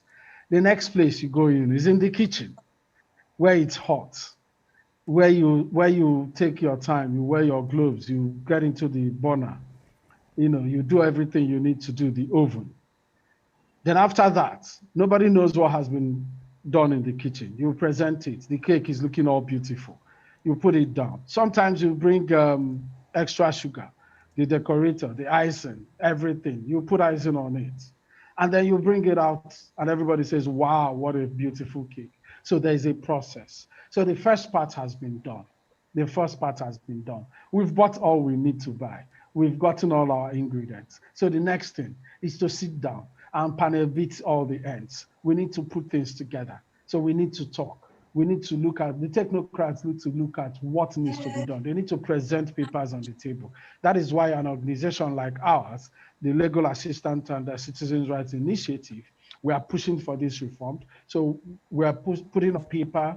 We're putting out papers to present. We're looking at all sides of citizens' rights. Apart from these police reforms, we're also pushing for judicial reforms as well. We're also pushing for prison decongestion. These are the things that all come up from the NSAS. Remember, when you talk about the SARS, the police people, the different units that in the police, they may arrest people, they put them up on charges, and then the people are reminded in prison, and their cases never come up. All these are the aftermaths of those police actions. So these are the things we'll talk about, we need to deal with. As I speak with you now, I know my colleagues in Lacre are already looking at some cases. We have about 11 people that contacted us. They've been charged for arson in Delta State, Asaba to be precise, for arson at attempted murder, all because of these events. Some of them don't have lawyers to represent them. That is what we're doing. That is what we'll do. We are not saying that people should not pay for, for the crimes when they commit it, but we're saying be sure that you're holding on to the right people who committed a crime. Legitimately. Don't go and hold people because you've seen them as the low-hanging fruits. The criminals have gone, and then you're picking people on the street and charging them for arson and attempted murder. We are on the side of government, but we want to be on the side of innocent people as well. If you get a criminal, of course, you can't pronounce him a criminal. You have to go through trial. We have to be sure you have the right people. So it is an all-encompassing discussion. We have to push the discussion further than where it is, but we're not losing sleep. Nobody is taking over anything, but nobody should lose his life any further in this struggle. We'll do it together. We engage the government. We'll tell them about timelines. We'll remind them when the timelines are up that we're not seeing any development or any improvement, and we'll take it up from there. Barrister, thank you. I'm afraid because of time constraint, we're going to stop it here. We definitely would like to bring you guys back again so that we can talk more on this. It was fun. Because of time constraint, in 30 seconds, Barrister, I want to start from you. Like I said, you are a lawyer, and we're trying to play safe. Give us your closing conclusion to the people that have lost their life, the people that will participate in the NSAS, to the Nigeria youth as a whole, and to the country at large. Okay, for the people that participated in the protest, it was a good one up to the time the hoodlums took over. However, I have to encourage the youth that we must be the people we ask every other person to be. So we can't be complaining about some things and go around and do exactly the things we're complaining about. We need to show that we're a different set of people. We need to show no matter how we're pushed to the wall, if we react, let us not react by destroying those things that we need, those things that are of essence to us, those things that will come back to be a disadvantage for us and for the entire country, and particularly the leadership of this country. The time to change is now. We can't go back to the old ways. Things has to change and we have to be better for it. Thank you very much. Thank you very much. Staying on the last word you just said, the time to change is now. My brother, it's all yours. 30 seconds. Whoa. To the great Nigerian youth, charity, they say, begins at home, and the change that we are all looking at for any larger society should start from us. The world can see, the world can hear, will feel your pain, but going about destroying, we know we are all upset, destroying our own property is not a good way to go, and that is not how to, vent our angers and frustrations. We're de-franchising our own, ourselves. You've spoken, your voices are heard. As my brother said, the change that we seek from our leader should start now. For those heroes for those that died, you will always, always be remembered. That is it for now. Thank you, Kenny. Thank you very much for guys for taking your time today. Ladies and gentlemen, that will be it for now. We want to first of all say a very big thank you to all our viewers, all our listeners, those that have contributed. This was a very great show. Thank you, Barrister, for joining us all the way from Nigeria. Our brother here in Toronto, you've been very, very, very involved in the community. Thank you for joining us. Ladies and gentlemen, this is it for today on Kenny Bars World Outreach. Once again, I say a very big thank you. Like they said, the change you want begins now. The time to change is now. So let's keep doing our beats like a little puzzle, and we all can be part of the larger change we so desire. Do not forget, GBKM is 24 hours. Log into our website, www.gbkm.tv. You can be there 24 hours where you have great shows, great music. And guess what? You don't even have to leave that site. If you do miss any show, go on the right side. You will see where it says past shows. You click it, they're all there. You can still watch it. So it can get better than that. It's like having a PVR at home, personal recording device. So that's what it is for you. Guys, I want to say a big thank you to all our sponsors all over the world for your support. Once again, we are 247. We are here to stay. GBKM, the mouthpiece. Don't go anywhere. We have the next show lined up after this quick commercial break. Do you know who you are? What is your name? Sometimes you wonder why and wonder how. Don't be alone. Just stay calm, cause even if you choose or not to. My child, recite the words of this ancient mythology. The wisdom I disperse in this verse, no apology. Memorized to keep you from evil theology. For you, the darker hue, you denied your equality. See, for generations we perpetrated psychology. Divide and conquer each other, really lynch policy. You cannot build each other up, how will you build economy?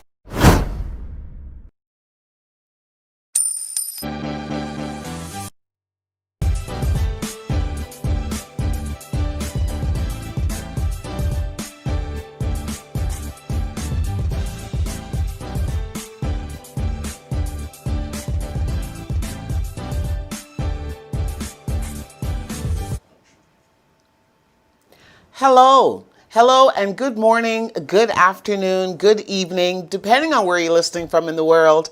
My name is Jacqueline Dixon, and you're tuned in to the Ordinary People Show. Ordinary people can do extraordinary things. And we're broadcasting live from Toronto, Canada, powered by GBKM FM TV. I'm in studio for the first time, ladies and gentlemen, in almost 6 months since I've been away from my beloved Ordinary People show set and studio and all of my GBKM family. And I just want to say I'm so happy, so thrilled that you've all welcomed me back once again. More importantly, I'm welcoming you back. I'm welcoming you back to the Ordinary People Show, the show that you created, the show that was created for you, by you, and all about you. All about individuals like you and I who are doing all the right things for all the right reasons, because we truly believe that we can touch, inspire, educate, and empower other people's lives by simply telling our story to one person at a time. Ladies and gentlemen, I'm not going to delay today at all, as excited as I am to be here, because today's topic is so powerful and it's so moving and it means so much to so many people. I'm going to endeavor to do my best, my absolute best, to cover all of the issues that pertain to this topic or are connected to it, so that we can ensure that we're going to be bringing some healing to many people out there that are just simply lost right now. And it's my hope that today's show is going to bring some sort of closure or be able to inspire those individuals who've lost their inspiration to get up once again and fight that good fight. Ladies and gentlemen, today's show, of course, is brought to you by none other than New Era Communications. New Era Communications, a professional training platform for entrepreneurs.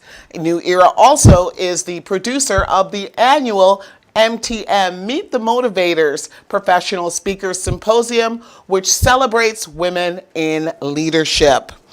Today's topic of discussion is called Processing Grief Through This Pandemic. That's a big statement, and it's one that I have yet to see the plethora of online talk shows, radio hosts, even mainstream media have yet to tackle. The fact is that we've been in lockdown in North America since March of 2020. We are now just approaching November of 2020. During this period of time, ladies and gentlemen, get a hold of this. We have, as a global community, infected in excess of 10 million individuals with this disease, this deadly disease called COVID-19. We in North America have lost in excess of 200,000 lives. Canada is just approaching 10,000 lives lost. Each one of those lives is either somebody's child, their mother, their sister, their brother, their father. Each one of those lives has a ripple effect on the individuals that were a part of their community, their family, their home. And that's what we're going to be talking about today. We're going to talk about the aftermath of death and how to process it in an unprecedented time, such as COVID-19. Otherwise known as the global pandemic. Processing grief through a pandemic is nothing that anybody in this entire world that is currently living has ever experienced. Nobody. Nobody can say that I did that, and here's what I suggest you do when I experienced my grief during my pandemic. Nobody has ever done it, because for most individuals, unless you were born prior to 1918 and you're still healthy and living, has ever experienced a pandemic before. Today we're going to be having conversations with individuals that had to directly go through a process in order to deal with the issues surrounding their loss. We have a fantastic lineup of panel guests waiting in the wings to talk to you. I have guests that are also online waiting to share their story with you as well. And we have, of course, our go-to psychologist, Dr. Edna, who's going to be joining us to wrap the show up with us later and provide us with some solutions. Ladies and gentlemen, I want you to buckle your belts, your seat belts. I want you to settle in because I'm going to be opening up today about my personal grief and my personal experience and my journey with processing grief through this horrific pandemic. We're going to take our first commercial break and come back with my first interview guest, which is the president and CEO of Lotus Funeral Home and one of our GBKM sponsors, Kamal. Don't go anywhere. I'll be right back after the break.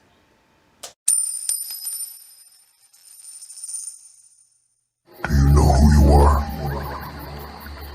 What is your name? Sometimes you wonder why and wonder how. Don't be alone. Just stay calm, cause even if you choose or not to. My child, recite the words of this ancient mythology. The wisdom I disperse in this verse, no apology. Memorized to keep you from evil theology. For you, the darker hue, you denied your equality. See, for generations we perpetrated psychology. Divide and conquer each other, really lynch policy. You cannot build each other up, how will you build economy?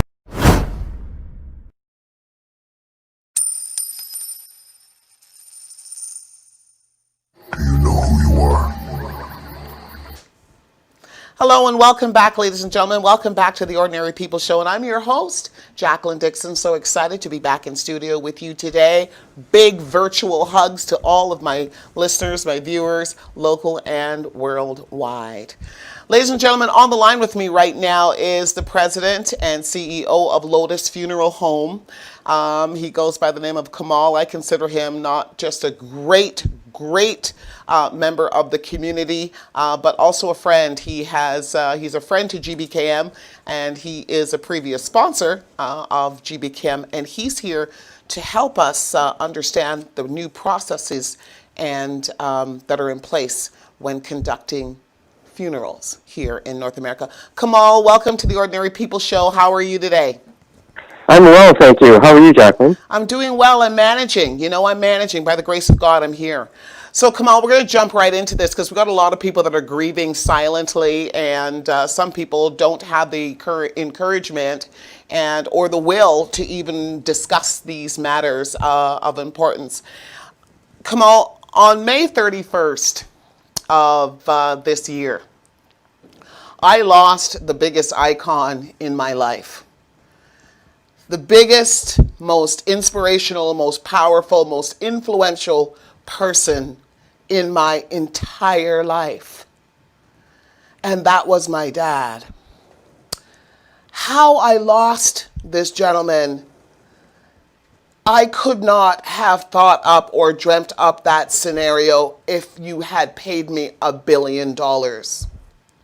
My dad vacations every year. He's did well for himself in his lifetime since coming to Canada in the late 1960s, when him and my mother arrived. My dad has done well, and he vacations every year like a lot of senior citizens. He had a vacation home in another country. He left to go on his annual retreat every year, which he leaves in around November, and then he comes back around April, of course, when the tulips are starting to come up and things are all well. But unfortunately, things didn't play out that way this year because of this pandemic. And when my dad was supposed to arrive back in Canada in April, he wasn't allowed. Because, of course, as you know, we were experiencing a global pandemic and all borders were shut tight, and Canada was one of them. So unfortunately, this elderly gentleman over the age of 80 was trapped in another country Although it'd be warm and all the rest, the point of the matter is he was locked out of Canada, and he was locked out of the health facilities that Canada has to offer. And we know what Canada has to offer. During that period of time, he took ill. And although I spoke to him on the phone sometimes 2-3 times a day, he ended up going into hospital.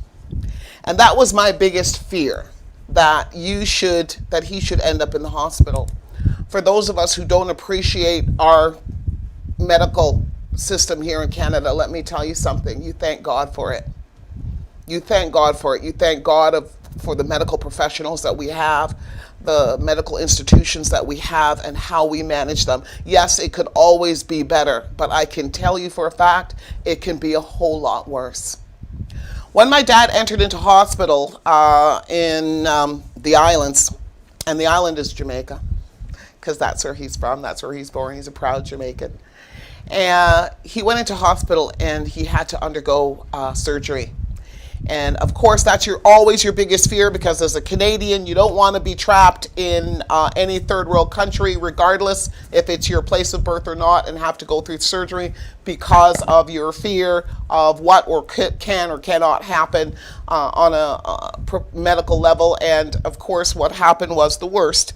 Although he did make it through surgery, he didn't make it past the 24-hour recovery period following that surgery, and I lost him.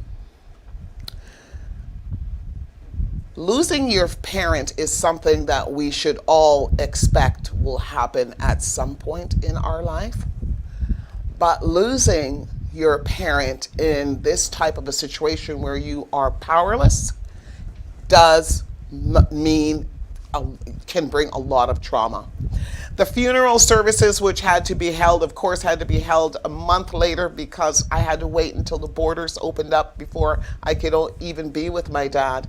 And having the restrictions that were imposed upon us meant that grieving and honoring him in this funeral procession, which took place in another country, was just out of the norm.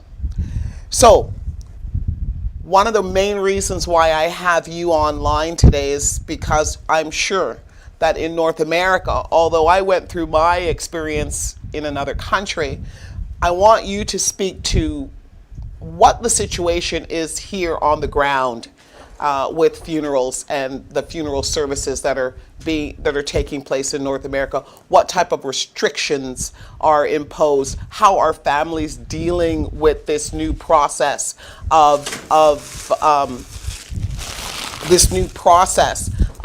mourning their family members? With way that you're doing things now. I'm totally all ears, and I'm sure our listeners are as well. But even before you do that, maybe you can just tell us a little bit about your business model and your role that you play in the community. Please go ahead. Okay, Jacqueline, first of all, I want to just express my deepest condolences to the terrible loss in your family, to you and your family. And I know he's an important person in your life, and it's always difficult. And I guess only taking that day by day is the only thing you can do at the moment. But to answer some of the questions that you have, what I've always done is to connect with community. Is I take a very grassroots approach. In other words, I connect with community by just going out to community to attend services, to attend different events and functions, and be a support in different ways, even like financially supporting people. I guess I've grown the business in a lot of ways is because I've been known for someone who helps families, even if they can't afford it. Right. When you get a position in life and you're able to help families, why not? I mean, I do have a social conscience, and that's something that is very important to me, because I've always thought that one day, to be in this position, I had that capability that I'll help families who couldn't afford, and that's what I do every year as well. So I get a number of those that come to my different facilities, and we help those families. But growing it is really about just the services that we provide, and what we do great work in the community. In different ways we support the community, and they support us and give back to us. So I give to them, they give back, and it's just been something that's the way that I've dealt with the business model that I have. And we want to thank you very much for that, by the way, because many of you might have heard of Lotus Funeral Home, but this is the gentleman that is behind it. And there are so many wonderful stories that you have, in your books to talk about how you've come to the aid of the community on so many occasions in financial ways. And even there was a very touching story that touched my heart about the fact that you stepped into the grieving process of a family who had lost a young girl through kidnapping. It was a high profile story that was in the newspaper, and you actually stepped in and you conducted the funeral at your own cost because of the issues that family was experiencing financially. And I just want to applaud you for that. I think you're a stand-up gentleman. Very kind of you to say. Thank you. Now, listen, talk to us about the current guidelines for funeral services. What are the current guidelines for those that have experienced loss or could potentially experience loss during this pandemic? Yes. Number one, for funeral-related answers, it really depends on the province you're in. So I'm going to talk about Ontario in particular right now. Right now, you can come to attend funeral services. Right now, it's limited to 30% of your capacity. So that's going to vary from funeral home to funeral home. So, for instance, our example that our facilities they're quite large. Even during normal times, we can accommodate a large group of gatherings. But 30% also considers social distancing. So, in other words, you have to have seating 6 feet apart, 2 meters apart. You have to have hand sanitizers, at all the entrances. And people have to be wearing masks upon entry. If they don't have it, we provide it for them, or the funeral home will have to provide it. When they come in, they have to log their names in for traceability. So they have to enter their names, their contact phone numbers, and so forth. And that's retained in the event that they have to be contacted.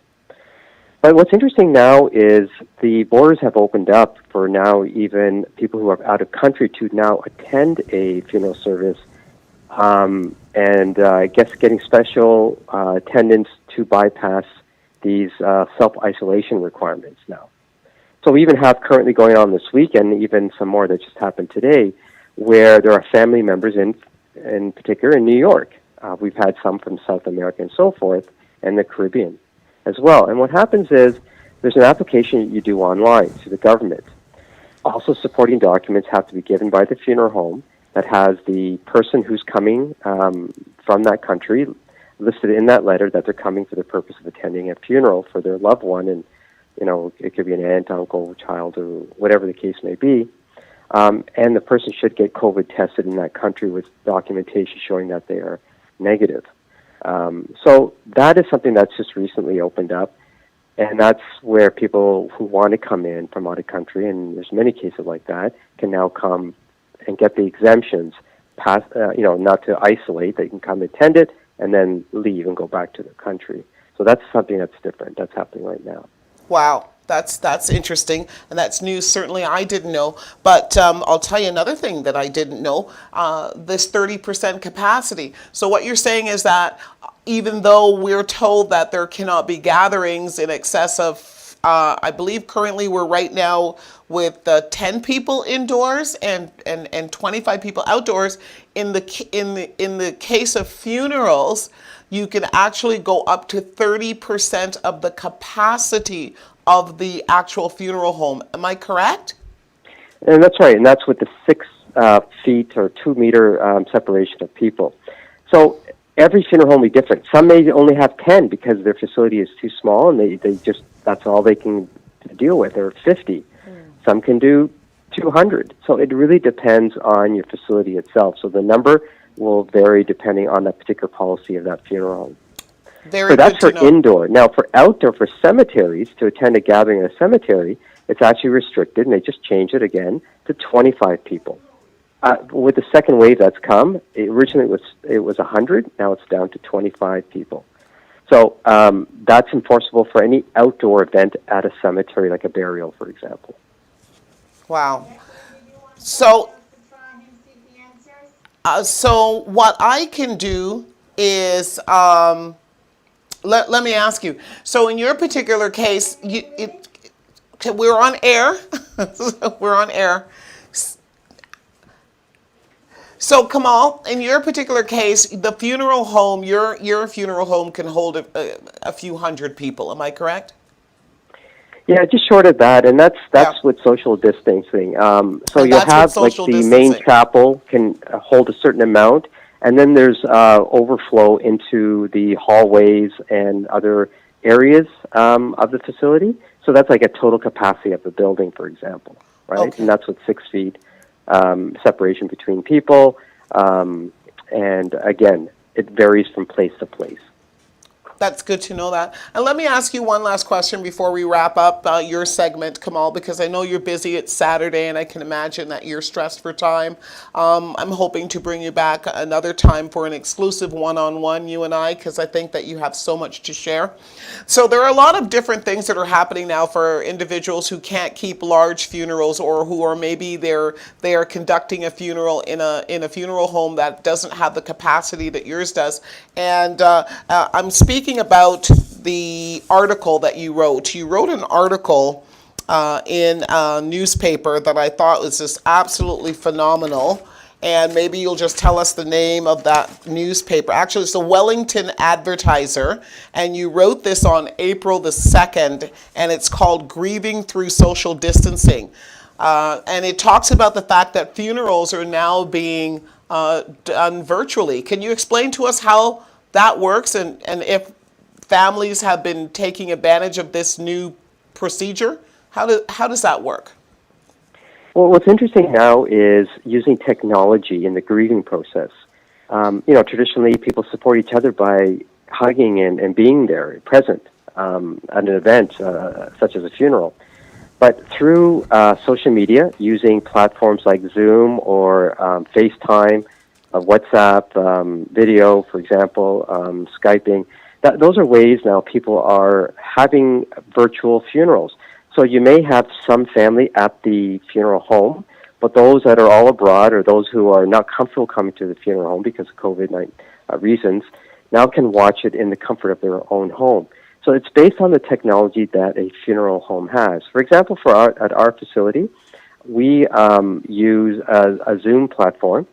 It's very interactive. So even people from out of country can even have like a eulogy speech on video, and that's broadcasted through everybody in the chapel, for example. And that's video and sound. So they're watching the funeral take place. It's in real time. It's very interactive. So as people move to a podium, or the casket's moved out into our crematorium, because our crematorium is located in the building, the camera will follow you all the way. And so people can watch everything as it happens in real time. So that's what's now become an interesting part of this technology through these Zoom platforms and FaceTimes that people can now share in that process, but not physically being there, but at least able to watch it at their homes. I think that's wonderful. That's an absolutely outstanding service that you provide. And I was able to watch one of these virtual funerals myself, and I think it does fill that void for so many individuals that cannot attend. Last question before I let you go, Kamal. It's not the kind of topic that you want to have at the dinner table, but it is a dinner table topic. At some point it will be. And the question is, when should a person start thinking or planning for their passing? When is it the right time to start thinking about the services and where it will, how it will be held and those matters? It's an interesting question, because I guess it really depends on your priority in life. And people experience different things. So someone who's actually gone through a funeral of a loved one, they start thinking about themselves. And that can be their motivating reason why they may want to maybe pre-plan, we call it pre-planning, or prepaying one's funeral. If they have aging parents and now they're concerned with their parents, it really depends on your situation of life. Face it, people in their 20s are not really, this is not on their mind right now. But as you age, you get into your elder years, it becomes something you think about, because you don't want to really be a burden to your family. A lot of people think like that in different ways, because when the time comes, it's such an emotional time where you're making emotional decisions, unfortunately, to plan a funeral. And sometimes that's not a good thing, because you may make a decision that impacts you financially that may not have been the right thing, because you're making an emotional decision and not having all the facts and making a decision when everything is more calm. Also, the reason why people pre-plan or prepay a funeral is because it locks in today's pricing. So it may motivate you on an economical situation where, for example, I'll give you a perfect example. In 1979, I did a service for somebody who had prearranged their funeral in 1979, and they had prearranged for $1,900 as for a number. They passed away, I think, about last year. If they did the exact thing they wanted, it would have cost them $10,000. Wow. To do it at last year's rate. So they prepaid in 1979 at $1,900. So it gives you an idea how much costs go up, because, costs of labor, costs of materials, everything goes up over the years, right? So it could be motivated by just locking in today's price. But there's so many different things. Like, you just went through this thing with your father. He passed away in Jamaica. Well, a lot of people don't even know that. Let's say you wanted to bring your father back and have the service here, because sometimes maybe 100 family members live in one country and they want to bring that one person back here, as opposed to everyone, the 100 people flying to that one place where they passed. Well, there's even insurance that as low as $395, it's a one-time fee, that it will cover the cost of bringing somebody back. So it's zero cost. It's a one-time fee of $395, but if somebody passes away while traveling abroad, to bring that person back doesn't cost anything. It's zero. Where if you want to bring somebody back, it's usually north of $10,000 to bring someone back. That's who's traveled amazing. abroad. That's So absolutely amazing. It's very expensive to do it that way. For $395. That will cover the cost of bringing the. Now, in our case, it's an insurance. It's an insurance that it's not meant for everybody. But if you travel, let's say you're elderly, and there's no health questions asked. So even if you're not you're not well, they do not deny you insurance. So you have this coverage automatically. So you're traveling abroad on vacation. You're visiting family. God forbid something happens, then you want to bring you back. It's zero cost to the family, because they've already have this insurance, and it's a one-time fee. So it's not every year you pay it. It's a one-time fee for the rest of your life. Amazing, so, absolutely amazing. So it's an education, really, really is, because people don't know this, right? Right. And we, unfortunately, every month we're bringing people back from different countries because they went abroad. Not so much now, because people are not really traveling, but during the regular times, this is what happens in life, right? And no one knows, only God knows when these things will happen. Right. But it's unfortunate, and it's a major expense to a family. So that's why I'm just giving this bit of education, because it really falls into this planning for the future, right? So it depends on your priority in life, really what you want to do in life. You don't want to be burdened to your family, so you think about these things, right? Or you've experienced a loss, and then you start thinking about yourself and maybe plan for the future too. Well, you know what, Kamal, this interview can go on forever and a day, and we will schedule another interview, you and I, one-on-one, so we can get more details on these various different solutions and options that you have just shared. But I'm blown away by it right now. The prepaying of a funeral, that's amazing. Only $395 if you were to buy the insurance to bring a body back from anywhere in the world versus paying $10,000. Now, in our particular case, we couldn't have done that because of the COVID issues, but and plus my dad was a very responsible gentleman. He took care of himself on both sides of the country, in both countries. So we had provisions. He had already had provisions there as well. But how many people are like him, right? So anyways, the whole point of the matter is it's been wonderful talking with you, and I thank you so much for taking the time. I hope my viewers and listeners received a lot. The company name is Lotus Funeral and Cremation Center, and they can certainly look it up, and or we can just provide them with a telephone number right now, Kamal, so that they can call and inquire if and when they're ready. Yes. And if you want the phone number, it's 647-547-8255. 8188. Fantastic. And it's the same number that's on your screen right now, so make a note of it. Give Kamal a call, and he'll be happy to have that discussion with you. Kamal, thank you so much for joining us today on my first show back on the Ordinary People Show, and hopefully you and I will be talking in the near future. Have a wonderful rest of your Saturday. Thank you, Jacqueline, and the same to you. All the best to you, too. Thank you so much. Take care. Ladies and gentlemen, thank you for joining me today. My name is Jacqueline Dixon, your host for the Ordinary People Show, and that was our first guest, but we have a lot more in store for you on this first of many shows on my return to the Ordinary People Show.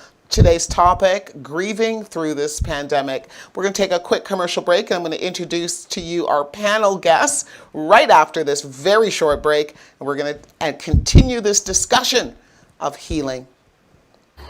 What is your name? Sometimes you wonder why and wonder how. Don't be alone. There you come, cause even if you choose or not to. My child, recite the words of this ancient mythology. The wisdom I disperse in this verse, no apology. Memorize to keep you from evil theology. For you, the darker hue, you're denied your equality. See, for generations we perpetrated psychology. Divide and conquer each other, really lynch policy. You cannot build each other up, how will you build economy?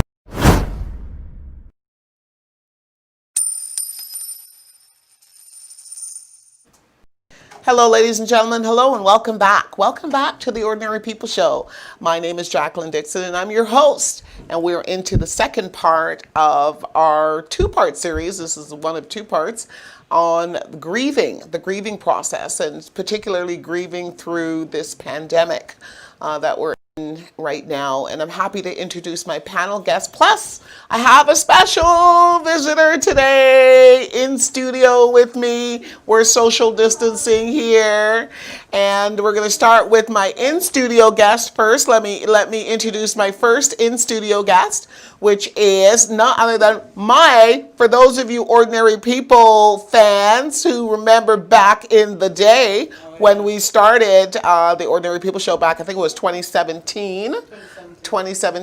March of 2017, we launched the Ordinary People Show right here on the GBKM network, and I had a sidekick that day, which was maybe the ladies in the back can mute yourself. Ladies, we're on air.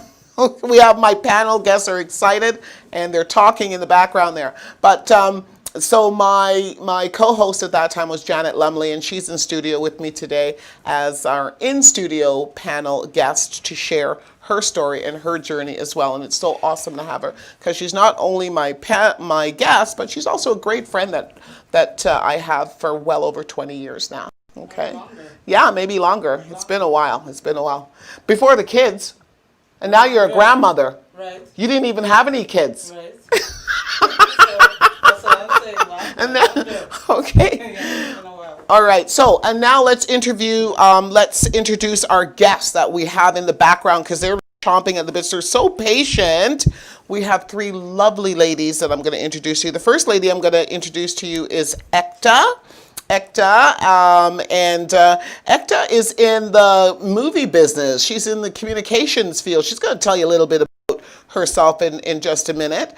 And then we also have Walina, who's a great lady here. She's a business lady. She's an entrepreneur and a great friend of mine. We belong to a sister network called IWB.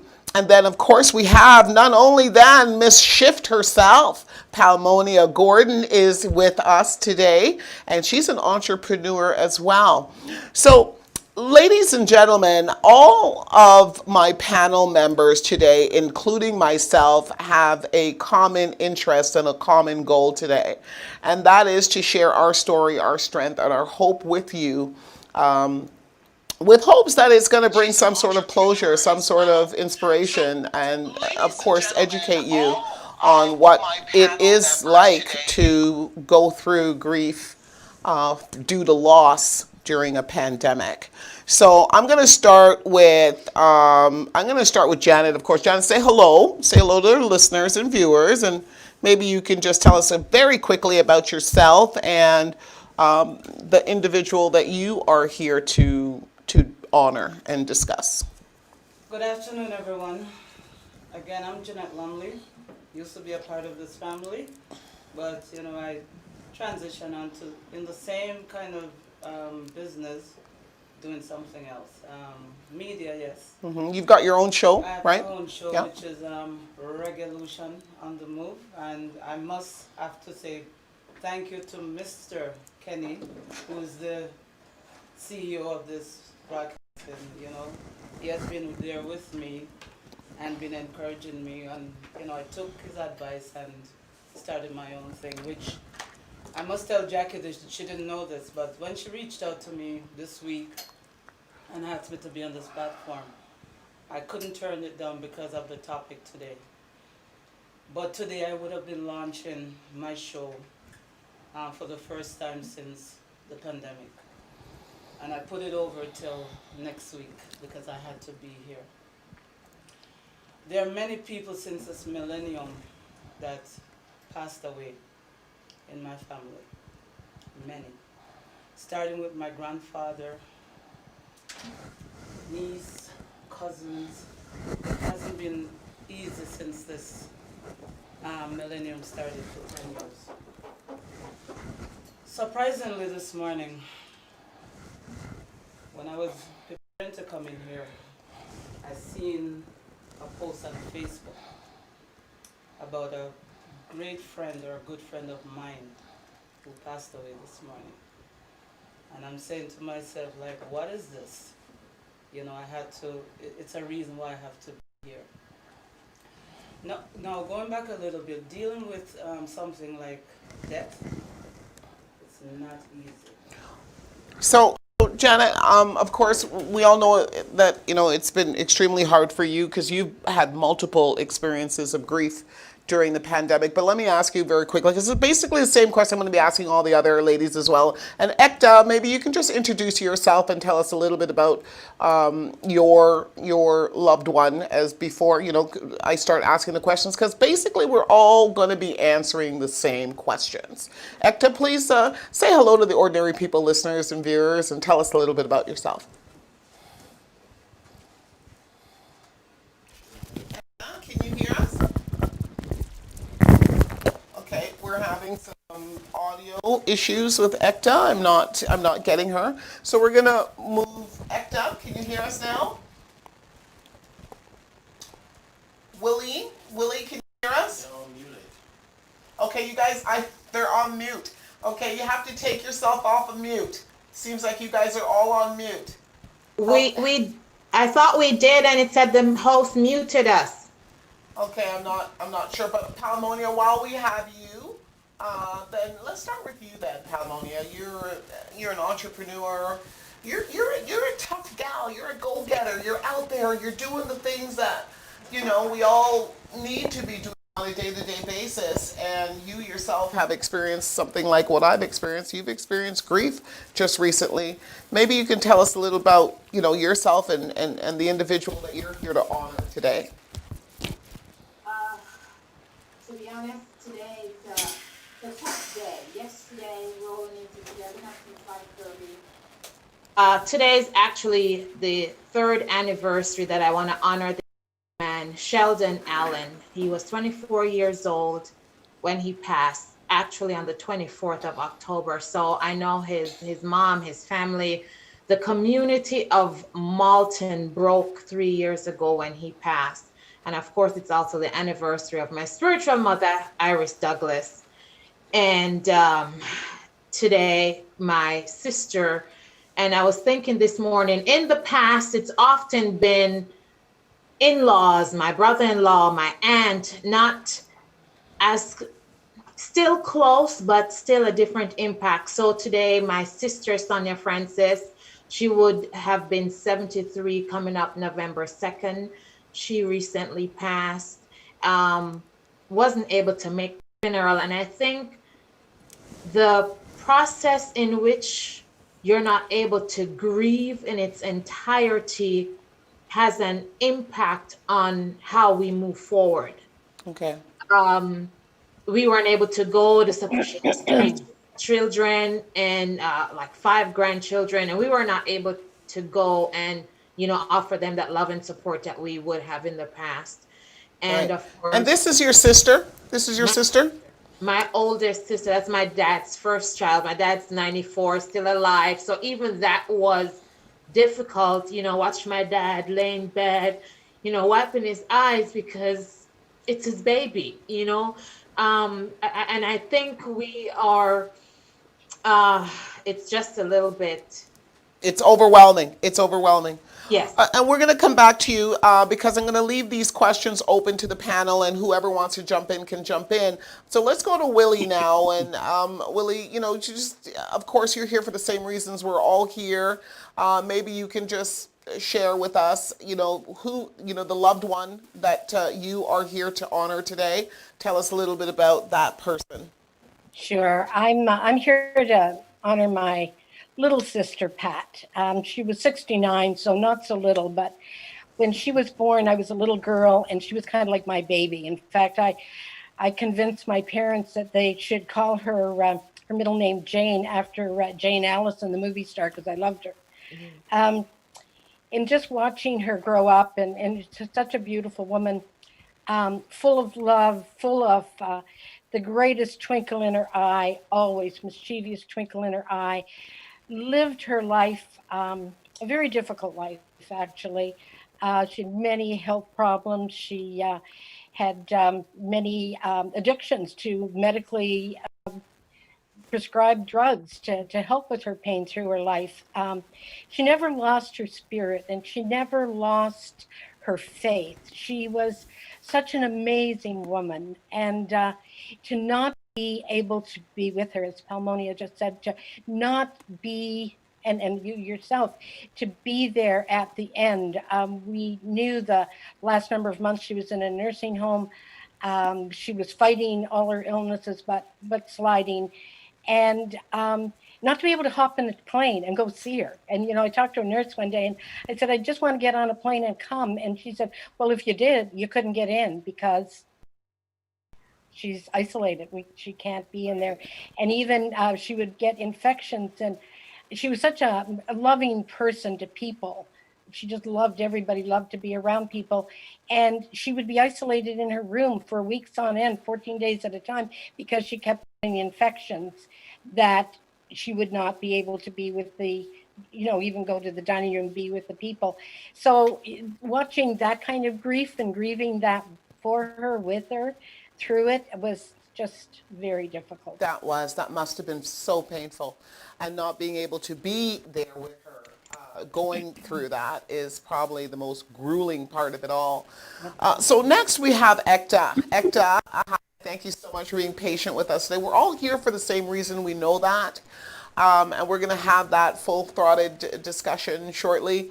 But before that starts, Ekta, can you tell us about your loved one that you're here to honor today? Yeah, thank you, Jacqueline, for giving me this great moment to share my feelings with everybody here. We all are going through so much pain in life at the moment. And because of this COVID, that pain has increased when we can't even go and hug our loved ones. I lost my uncle, the big brother of my mom, just a week ago. And it was such a shock because I had lost my another uncle also a few months back, and I wanted to go back to India, and I was waiting for this COVID to get over, but then it's increasing.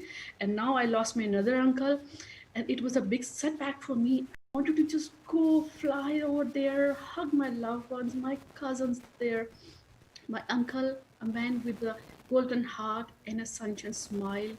I always will miss him throughout. He'll always be in my heart. And I know for all of us, this phase is extremely, extremely difficult when we are all maintaining social distancing, living in isolation, away from our loved ones, and we can't even do all those necessary things which we should be doing at this moment. So I just want to give my love, my best wishes to my cousins over there. This is a good platform where I can pay my obituary to them, my obituary to my uncle, and love to my all cousins and my wonderful family back home. That's so beautiful. Thank you so much, Ekta. Ladies, it seems like we all have one thing particular in common today, other than the fact that we've lost a very important loved one in our lives. And that one thing is that we were unable to be there for them. We were unable to be there with them. And why is that? It's because we are experiencing what we call right now a global pandemic. And if not for this global pandemic, you would have been, I'm sure, on that plane, the first plane to India, ECTA. You would have been at that nursing home, and you would have been holding your sister's hand as she transitioned. You would have jumped on the plane as well, Pamela, and you would have been there for your big sister, and I would have been at my dad's side until that very moment when he closed his eyes. We weren't able to do that, and that, ladies and gentlemen, it's not a simple thing to digest. It's something that's going to stay with us for the rest of our lives, right? And when you're going through grief, as I have and have you have, you know, grief and mourning can be expressed individually as a family. It can even, you know, it's expressed as a community. And how long somebody grieves is going to vary on that individual and how close that loved one was to you, you know, what type of a connection they had to your life.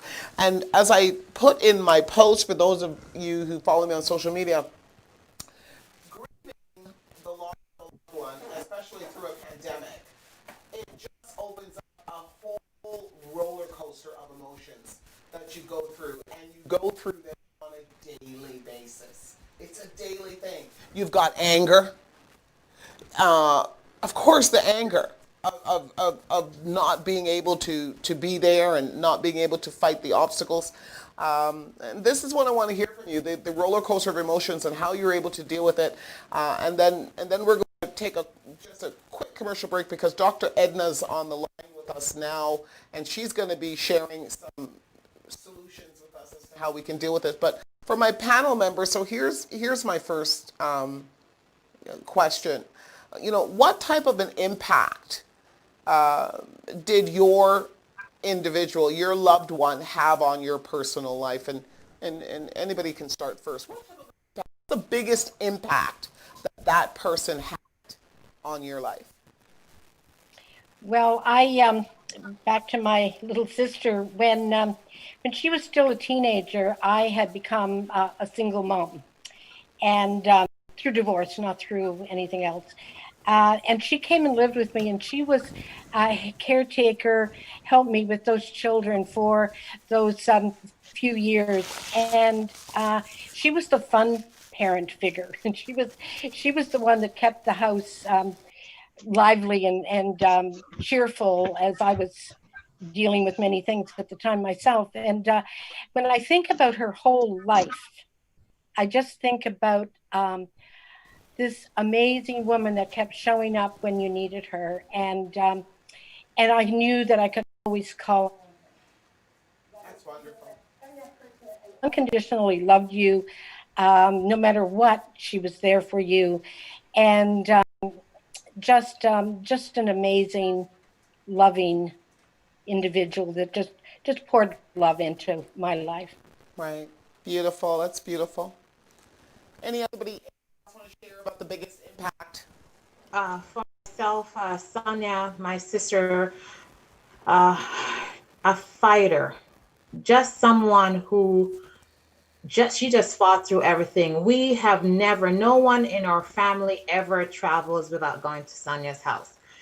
There were times if I made it to Maryland and I didn't make it, she would call me. I can't believe you come to Maryland, because she was in New Jersey, and you didn't come see me. But she was just a home that you go and you kind of cook and you sat and you ate and just have that sense of community. And the other individual that I'm honoring today is Sadie Alima Edwards, my brother's stepmom. And why she's special is that she passed at 104, but she's been blind for the greater part of 30 years. And I admired her ability. My brother said the only way he got her, she passed in the US. He said the only way he would not have been able to take her is when he got to the border, if she told them he was kidnapping her, because she was just so resilient and resourceful. She lived on her own. She cooked. She did everything. And it just reminded me that it doesn't matter what life has poured, both of my sister and my brother, stepmom, no matter what life pour at us or tossed our way, there's a way to overcome. Do we take a Amazing. step back and wait and see and says, okay, which way do I go? And I think that's what both of these individuals have taught me throughout life to, if you take a moment and you pause, then you find a route that works and works well. Wonderful. Anybody else? Yeah, I just want to say, so my experience with many family members, as I said earlier, since the pandemic started, I lost a very good friend of mine. And it impacted me so much because he was my daughter's godfather. And when his daughter reached out to me and said that he passed, I said, what happened? Apparently, they brought him to the hospital, and because of COVID, he went on his own there, and the same day, they called and said he passed. So no one was there with him when he passed. He passed away on his own, and even for the funeral. No, I had to sit into a room watching this on a Zoom. Yeah, nobody could go there, just 10 people, including funeral people and family. That was so emotional, I mean, till this day. So it's not that easy dealing with this loss during the before the pandemic and now. You know, even although, you know, it's difficult, it's better to be there, you know, as part of it to see them go. But during this pandemic, it's not easy because I've experienced it. Wow. Wow. I'll just share, you know, quickly, like the biggest, my dad has impacted my life in so many different ways, but the biggest impact for me, where my dad is concerned, is probably two areas, but one is a little bit more poignant than the other one, and it's character. And my dad was a man of character, and he believed that your character should speak for who you are. And when there's this thing that we say, like, may your character precede your presence. That means when they hear that Jacqueline Dixon is coming, or they hear that Harmonia is coming, or Janet Levy is coming, may your character precede your presence.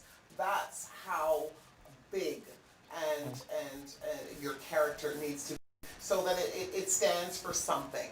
And that's probably one of the biggest things. And then the other thing my dad always wanted to make sure that all of his children did was that you never get into, make sure that whatever profession that you are in, you become the specialist in that profession. You become the go-to person so that you can't be compared to others. And I always kept that as well. So, ladies and gentlemen, we now have on the line with us, I was just told, Ekna, we're going to start with you first, okay, because we didn't get you in. I was told that we have Dr. Edna on the line, who is a clinical psychologist, and she's my go-to mental health expert, and she's on the line with us now. Welcome to the Ordinary People, Dr. Thank you, Jacqueline. Thank you, everyone. Just call me Edna. That's fine. Jacqueline is more or less a sister now. And I appreciate the invitation. And I've been listening to the contribution from the panelists, and so I will be able to add my own 2 cents to what you've been talking about. So last year, I also lost my sister, and that was really shocking, and that was really sad. So I can empathize, at the same time also sympathize with the struggles of grieving. The process of recovery isn't easy, and so I understand what everyone is talking about. I know you want me to talk about, and Jacqueline, please feel free to stop me at any point. I know you want me to talk about the coping. However, I just wanted to highlight on a few highlight on a few of the psychological impacts that we may encounter. So from the little discussion that I've heard, I think a lot of people are going through the bargaining process. The bargaining process is the third stage of grieving. It's a psychological stage. So in the bargaining process, you be telling yourself, what if? Maybe I could have done this better. Maybe if we had such a second opinion, or if I had stayed with my dad or stayed with my mom. And it's normal for human beings to have that thinking process. But I also want you to be aware that um, most of the time there's actually little that we can do if we truly understand the meaning of death and dying. I think with the depression, I could sense it from the kind of description and then the tone of the voice, the emotions in the voice. I think Jacqueline and the other lady, I could pick that. And so that is also there. But you can also understand that having depression, especially the secondary type of depression during grieving, is important because it is very subtle and it is private. In this case, you give yourself the opportunity to actually feel that emotion so that you are able to come to terms with the passing or the transitioning of that loved one. I don't know if anybody's at the stage of acceptance, which is the last stage. Acceptance meaning that you've actually, they would say, bring a closure, but I don't know if you can really bring a closure to that. But what I would say is that, like, personally, coming to a point where you bid farewell to that individual. It can be a physical thing, it can be a spiritual thing. Any comment, question on that? Then we can go into the coping. I'm going to start with Ekta. Ekta, you heard what the doctor just said. That was what a huge eye opener to actually categorize my emotions in that way. The bargaining, absolutely. I'm sure we've all been there. Maybe some of us are still in the bargaining phase. What if I? Could I? Should I? If I had only. I still think I'm still battling the bargaining stage. I know I'm not at the acceptance stage yet. I know that. But Edna, please share with us or talk to the doctor about anything that you would like to discuss. Yes, certainly. I completely agree with Dr. Edna when she said grieving. Can you please raise your volume a bit? She wants you to raise your volume, please. My volume is full. I think there's something wrong from the background of your studio. They have having trouble. Volume. I can hear her. Please, Jacqueline. I'm can you please repeat what she said? As well, yeah. Can you hear me? Yes. No. Yes. Oh, thank you. Maybe I can just translate for her, but go ahead, Ekta. Okay, I said I completely agree with Dr. Edna when she said grieving is very personal. Yes, what you feel is within you. It's in your heart. You may say that you're sharing, you're talking, but it's only within your heart. And at times you lack the words to express how you feel, but it's only going within your heart day and night. You're sleeping, you're getting up, and you're just thinking with something or the other related to that person, to your loss of your loved ones.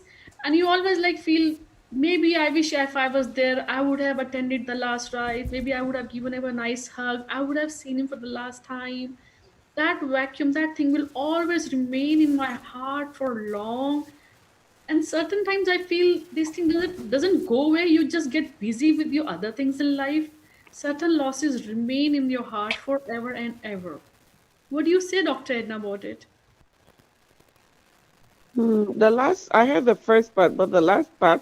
Well, it's the law. She's agreeing with you about the personal experience. Yes, grieving is a very personal thing, but she's also talking about the loss and that the fact that certain losses, maybe you can't really accept it. It just stays with you forever. Can you address that? Yeah, okay. So I can address that in a second when I'm talking about the coping, because as people of African descent, we have a different meaning of death and dying, or as Christians or as spiritual people. So I would tie the acceptance phase to that. But coming back to the bargaining, I'm happy that Jacqueline, you emphasized on that, because most of the time that's where we get stuck. So we shuffle between the bargaining and the depression. The depression is the next phase. And in that phase, sometimes too, we have these emotions like guilt, fear, and then anxiety. So we want to be careful, because if the anxiety exceeds, like 6 months, then probably we are entering into a more severe phase, like a clinical phase. And the depression is 2 weeks, where if you realize that you're feeling withdrawn, you're not being yourself. So that's a sign, due to the death of the past one, that's an indication that you're actually going to a depressive phase, and you may probably seek help from a professional or from a spiritual person or a loved one, to help you cope with that emotional turbulence. So now let's go into the acceptance. Yeah, so the acceptance, I think it depends on the relationship between the loved one who has passed on, and then the one who is living. Some people can easily get to that phase. So acceptance also doesn't mean closure. So that's, sometimes people think that once you've gone through the acceptance phase, it means you've brought a closure. No. So what I defined, I said it can be personal, but being people of Afrocentric descent, we are very collective, or other cultures similar to ours, like the Asian, Indian, they're also collective. So it can also be a collective acceptance, but that it does not necessarily mean that we're bringing a closure. It means that we've gotten to a place where we bid farewell to the person, because our interpretation of death and dying is not just a physical thing, but it's a spiritual transitioning from this Dr. physical. Edna, I mean, this is you're always so spot on every single time, and this is why you're my go-to every single Thank time. you. But but is this not?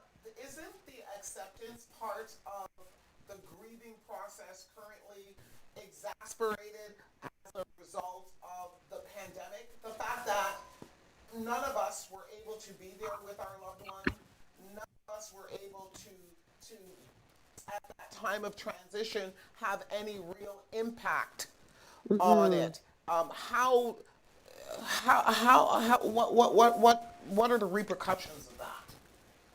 Yeah, so because we are wired as individuals, as humans, sorry, to be with one another, the departure of a loved one is critical to us.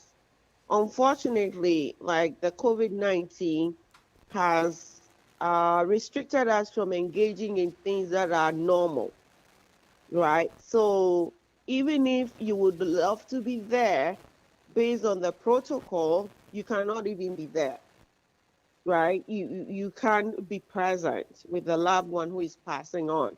So I understand that that may have, or that could have brought on, extra stress to our grieving. But when it comes to you accepting, you have to, take everything in consideration. That what could you have possibly done?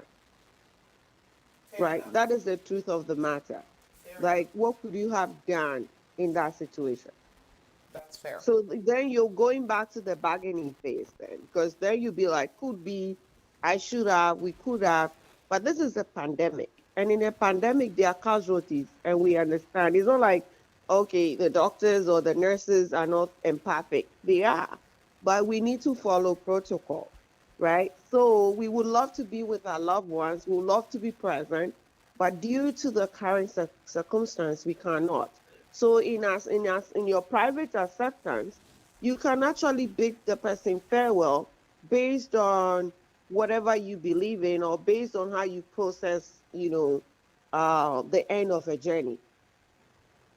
Thank you. So you can meet as a family, you can meet as a community, whatever that you do. And I'm sure this is not the first time that humans have experienced pandemic. I'm sure during the Second World War or First World War, those who couldn't return home, their families were able to do something that, or the society, as you can see, there are things that we do that signifies that we appreciate them, we're bidding them farewell, and that's But doctor, we can't. And just to move along into the next quick segment before we wrap up and let the ladies get back in, doctor, we can't do that. And I totally agree that there are ways in which we would send our goodbyes. You know, we would have either the memorial service, we would have the Jamaicans call it nine night.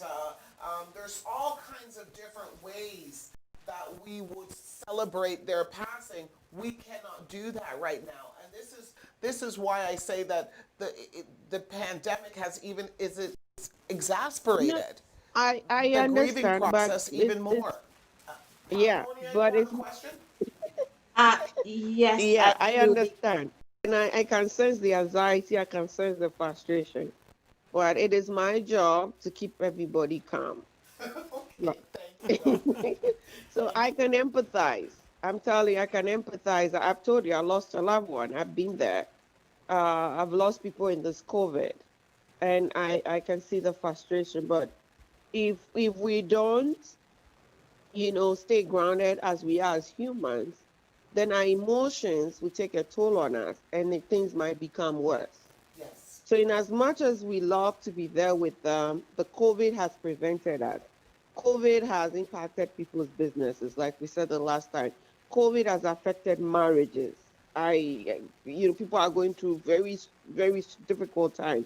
COVID has affected educational progression of children. So many things. But what can we do? The best we can do is to learn to control what we have, and that is our thought processes, our own emotions, our own reactions. And that's what I'm trying to do. So I understand. Don't think I don't. I do. Thank you, doctor. I Palmonia, do. you had a So question. let's look at the coping. Yes, Pardon? thank you, Dr. Edna. I appreciate that. And I do understand. In the interim, however, my sister was in a car accident. She fell in a coma. She has 3 children. Her daughter is actually a nurse, was working in Aruba, flew home the next day. And even at that stage, they were not allowed, it still had to be one. They couldn't stay overnight. When my niece told her, because my niece who was working in Aruba is actually from Atlanta, she told her she was going home. She said a tear rolled down her mom's eye. And when she wiped that tear, another one rolled down. So, even at that last stage, they were not even there we know the power of a touch. We know the power in the ability just to let someone know that even though you're supposedly not here, we believe you're there. And I believe that's some of the core things that is affecting the grieving process, that will affect the grieving process going forward for many people, because you have 3 children. They're not able to go in all at once. They're not able to stay overnight. And as you said, as a community and as women, we would be willing to make that sacrifice. Even if it means they had COVID and we were going to catch it, I'm willing to take that chance to help you in that transition. And that, I think that's the challenge, where in the compliance and the complexity, which we do understand having to comply, it takes something away, which is why many people may be stuck at that bargaining, because it's not my choice why I didn't go. I was robbed of the opportunity to go. And I think that's where that friction may come in, which will extend the grieving process for a lot of people. And that is fine. I totally hear you. So in the coping, usually when I have patients who are grieving, the first thing I'll ask you is try to find your own meaning of the death of the loved one. Are you grieving the death, or are you grieving the relationship that you're missing? Right? So if you're grieving the relationship that you're missing, or you're grieving the death of that loved one, give yourself the opportunity. Don't rush it. give yourself time to process and heal.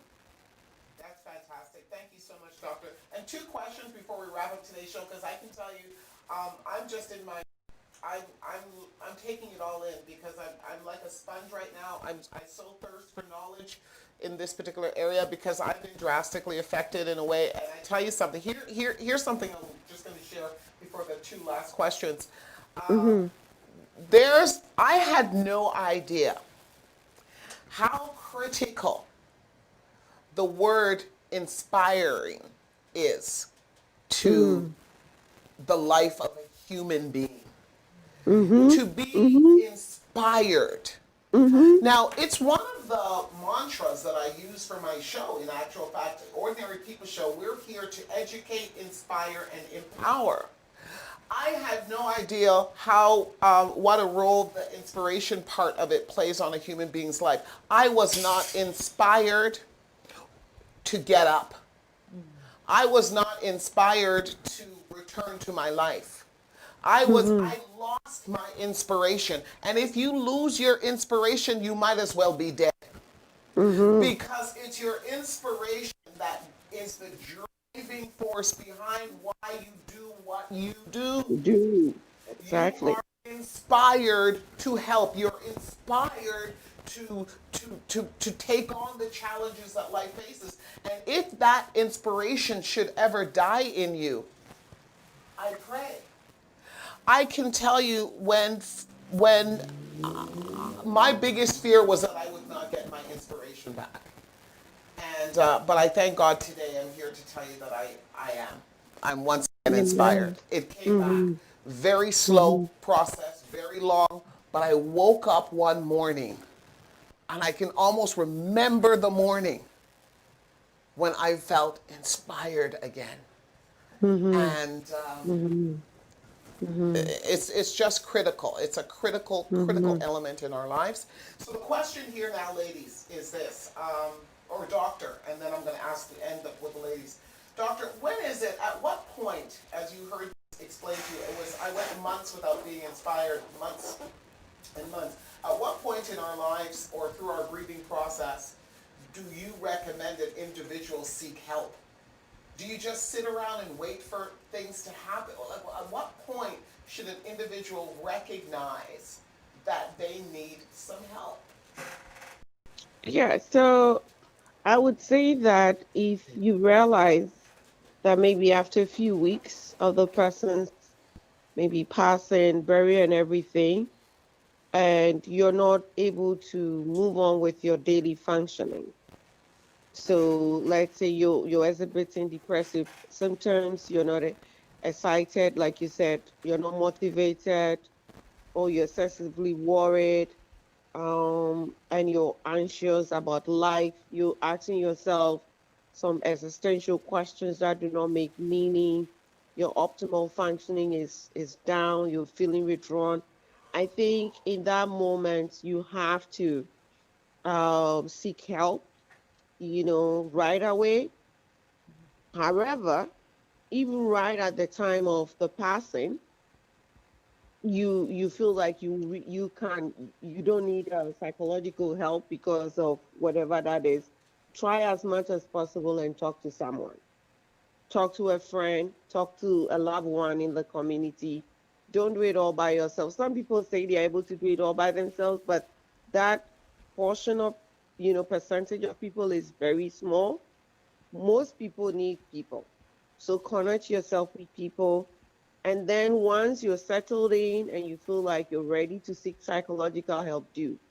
But right away, if you think you need psychological help, seek help. If you think you will need help from the community, seek help from the community. One of the things that you have to understand is people grieve differently. Some people, their grieving is delayed. And that can be a little bit tricky and actually more adverse than people who grieve right away. So we have to be patient with one another and allow yourself to feel the grief as it comes. So don't rush it, don't push it. There are different ways of seeking help. It all depends on the individual and the kind of help they need. Thank you, doctor. Thank you so much. And ladies, we're going to wrap this show up with a business question here now, because you know what, guys, it might not be pretty, but even death has a business element to it. It does. And as you're going through your grieving process, you're going to have to also deal with the business part of passing. And the business part of death is like our previous guest Kamar talked about. It's about the pre-planning of your passing, pre-planning your funeral. It's about your will. It's about your estate. Like myself and my siblings, we had to get ourselves involved in dealing with my dad's estate. And like so many other people, at a time when you're mourning the loss of somebody, you don't want to get involved with that kind of stuff. Like, I don't want to talk about the estate. I don't want to know where the property is or where the money is. That's all a part of the process. But there are two of you ladies on the panel that can help individuals not have to deal with the nitty-gritty of that part of the grieving process. And I'm going to both give you your turns because I love both of you. And I can attest to what you're going to talk about, and you're going to talk about the business that you're in. And the reason I can attest to it is because I'm a previous client of this particular business, and it's called Legal Shield. Okay? And it is a program that allows individuals to plan ahead for their wills, their estate, and at a very, very minimal cost. And so that when that time comes, as it's going to come with all of us, it can just take that much stress off. We'll start with you, Willie. Just quickly let us know explain this business side of dying to us. Okay, I will do my best. So I'm just going to talk about, yes, Legal Shield I have been in for many years, and it's been an amazing business in every way of helping families. And Palmonia, I know, will attest. In fact, she's an inspiration to me in who she's helped with it. But what I've been focusing on the last little while are wills and powers of attorney. And empowering women and men, but many women, to just get their stuff in order. And wills are actually for the living. People think, gee, I don't want to get my will done, it means I'm going to die. No, it means that you are empowered to show your family how much you care about them, that you've gotten all your estate in order. They don't have to wonder and worry. And I just can tell you a very negative story too, actually. When my sister was actually dying the first time, which was 2.5 years ago, I had to take from my brother-in-law the responsibility of saying whether to remove life supports. She was in a coma for 2 weeks, and they said she couldn't go longer. And so that was the most difficult day to date of my life, to take that away from him, because he was very ill at the time. Then they told us we had to plan a funeral. What did she want? We had no idea. We had no idea.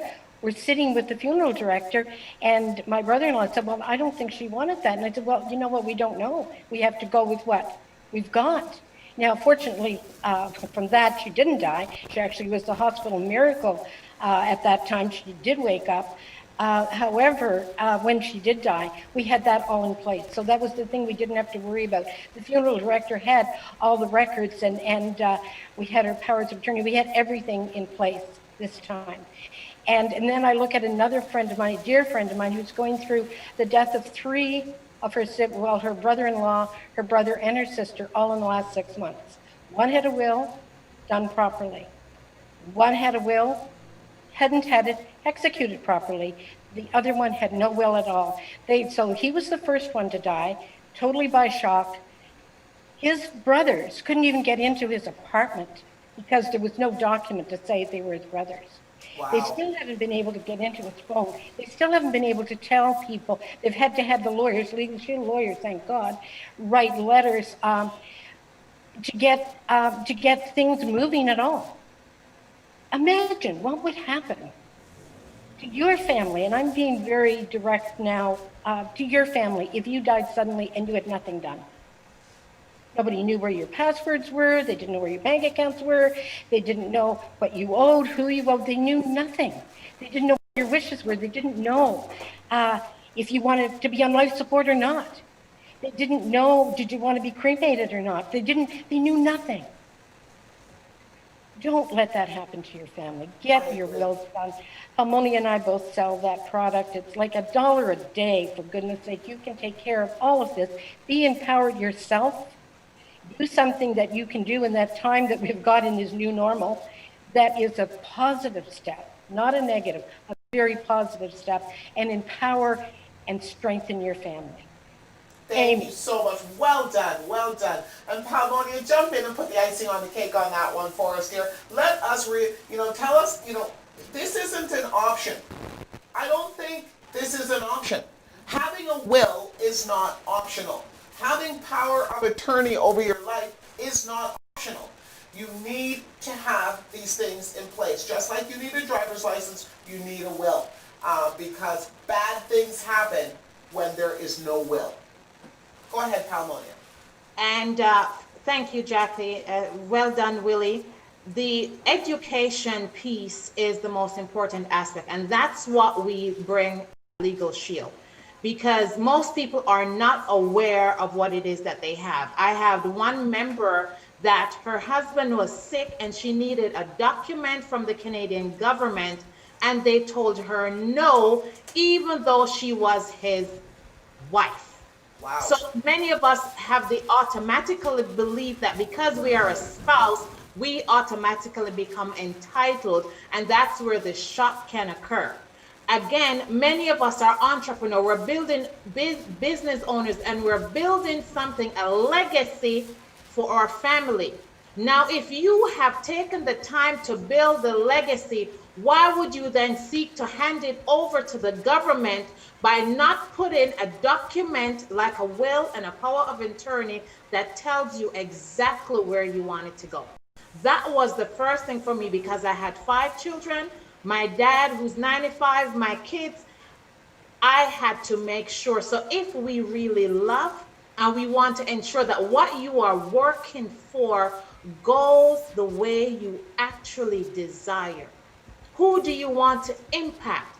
Yes, they could get it. But if you have a child that's in school that needs to get to college, and the government ties your things up in probate for years, what good is that then?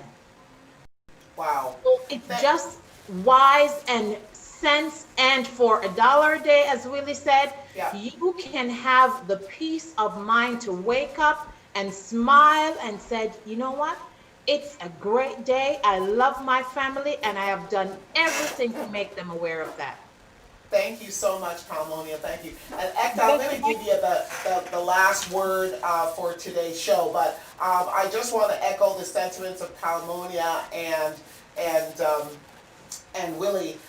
If you don't have a will, if you haven't started the process of creating a will or a power of attorney, these 2 ladies are available to discuss that with you. And it's just like they've said, it's pennies. It's realistically pennies in order to put this in. So one-time thing. It's not like you have to do it, every month. You just take the time to do it one time, and then rest assured that things are taken care of, because you don't want to put your family through this agony if you do not. So Palmonia and Willie, then if you can just make sure that you put your information into the comments on the feed, and they can choose to get a hold of you, and I will also put the information out as well. But we're going to say goodbye to Dr. Edna. She's such a darling, and she's, again, my go-to mental health expert. Dr. Edna, we will have you back on the Ordinary People Show again, I'm sure, in the future. You might even see me in your chair. I'm trying to get in your chair. I'm not too. I'm trying to get in your chair right now. Thank you. I just want to say one thing though, that in a pandemic, it's important that we take care of ourselves and keep loving each other, keep loving the ones we have, And death is painful, but it also brings a sense of meaning, and it offers us purpose and direction of life.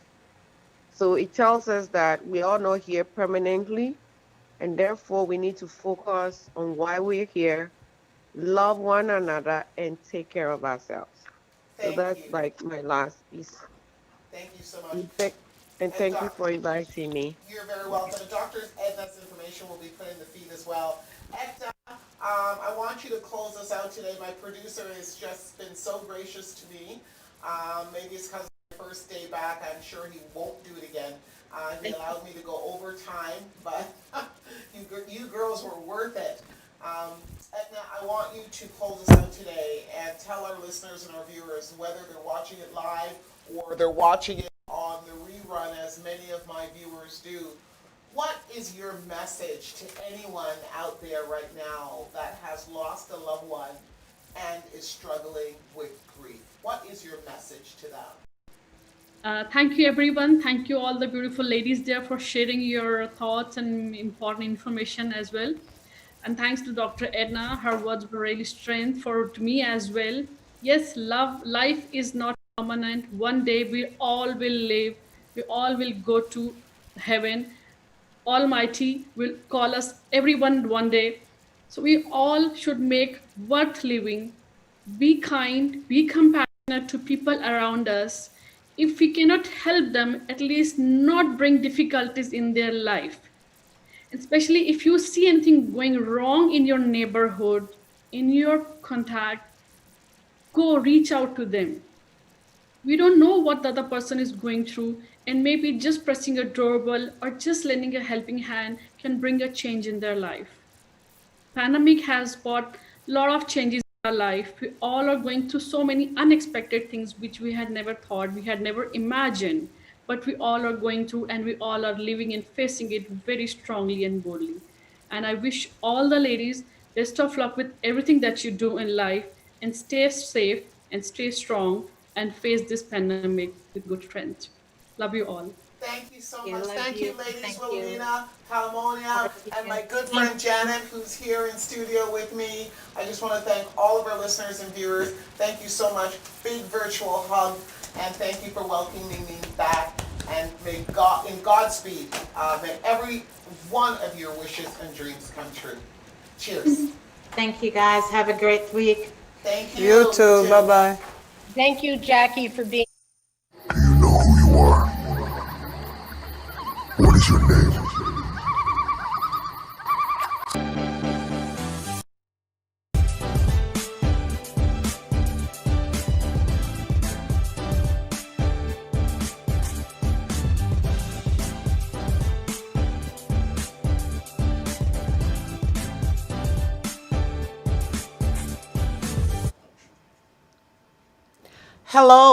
Hello, and good morning, good afternoon, good evening, depending on where you're listening from in the world. My name is Jacqueline Dixon, and you're tuned in to the Ordinary People Show. Ordinary people can do extraordinary things. And we're broadcasting live from Toronto, Canada, powered by GBKM FM TV. I'm in studio for the first time, ladies and gentlemen, in almost 6 months since I've been away from my beloved Ordinary People Show set and studio and all of my GBKM family. And I just want to say I'm so happy, so thrilled that you've all welcomed me back once again. More importantly, I'm welcoming you back. I'm welcoming you back to the Ordinary People Show, the show that you created, the show that was created for you, by you, and all about you. All about individuals like you and I who are doing all the right things for all the right reasons, because we truly believe that we can touch, inspire, educate, and empower other people's lives by simply telling our story to one person at a time. Ladies and gentlemen, I'm not going to delay today at all, as excited as I am to be here, because today's topic is so powerful and it's so moving and it means so much to so many people. I'm going to endeavor to do my best my absolute best to cover all of the issues that pertain to this topic or are connected to it, so that we can ensure that we're going to be bringing some healing to many people out there that are just simply lost right now. And it's my hope that today's show is going to bring some sort of closure or be able to inspire those individuals who've lost their inspiration to get up once again and fight that good fight. Ladies and gentlemen, today's show, of course, is brought to you by none other than New Era Communications. New Era Communications, a professional training platform for entrepreneurs. New Era also is the producer of the annual MTM, Meet the Motivators Professional Speakers Symposium, which celebrates women in leadership. Today's topic of discussion is called Processing Grief Through This Pandemic. That's a big statement, and it's one that I have yet to see the plethora of online talk shows, radio hosts, even mainstream media have yet to tackle. The fact is that we've been in lockdown in North America since March of 2020. We are now just approaching November of 2020. During this period of time, ladies and gentlemen, get a hold of this. We have, as a global community, infected in excess of 10 million individuals with this disease, this deadly disease called COVID-19. We in North America have lost in excess of 200,000 lives. Canada is just approaching 10,000 lives lost. Each one of those lives is either somebody's child, their mother, their sister, their brother, their father. Each one of those lives has a ripple effect on the individuals that were a part of their community, their family, their home. And that's what we're going to be talking about today. We're going to talk about the aftermath of death and how to process it in an unprecedented time, such as COVID-19, otherwise known as the global pandemic. Processing grief through a pandemic is nothing that anybody in this entire world that is currently living has ever experienced. Nobody. Nobody can say that I did that, and here's what I suggest you do when I experienced my grief during my pandemic. Nobody has ever done it, because for most individuals, unless you were born prior to 1918 and you're still healthy and living, has ever experienced a pandemic before. Today we're going to be having conversations with individuals that had to directly go through a process in order to deal with the issues surrounding their loss. We have a fantastic lineup of panel guests waiting in the wings to talk to you. I have guests that are also online waiting to share their story with you as well. And we have, of course, our go-to psychologist, Dr. Edna, who's going to be joining us to wrap the show up with us later and provide us with some solutions.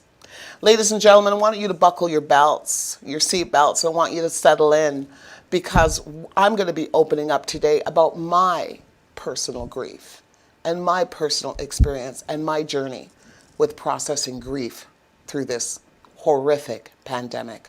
We're going to take our first commercial break and come back with my first interview guest, which is the president and CEO of Lotus Funeral Home and one of our GBKM sponsors, Kamal.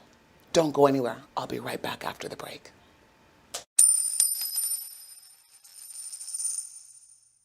Do you know who you are? What is What's your name? Sometimes you wonder why and wonder how. Don't be alone. Just stay calm, cause even if you choose or not to. My child, recite the words of this ancient mythology. The wisdom I disperse in this verse, no apology. Memorize to keep you from evil theology. For you, the darker hue, you're denied your equality. See, for generations we perpetrated psychology. Divide and conquer each other, really lynch policy. You cannot build each other up, how will you build economy?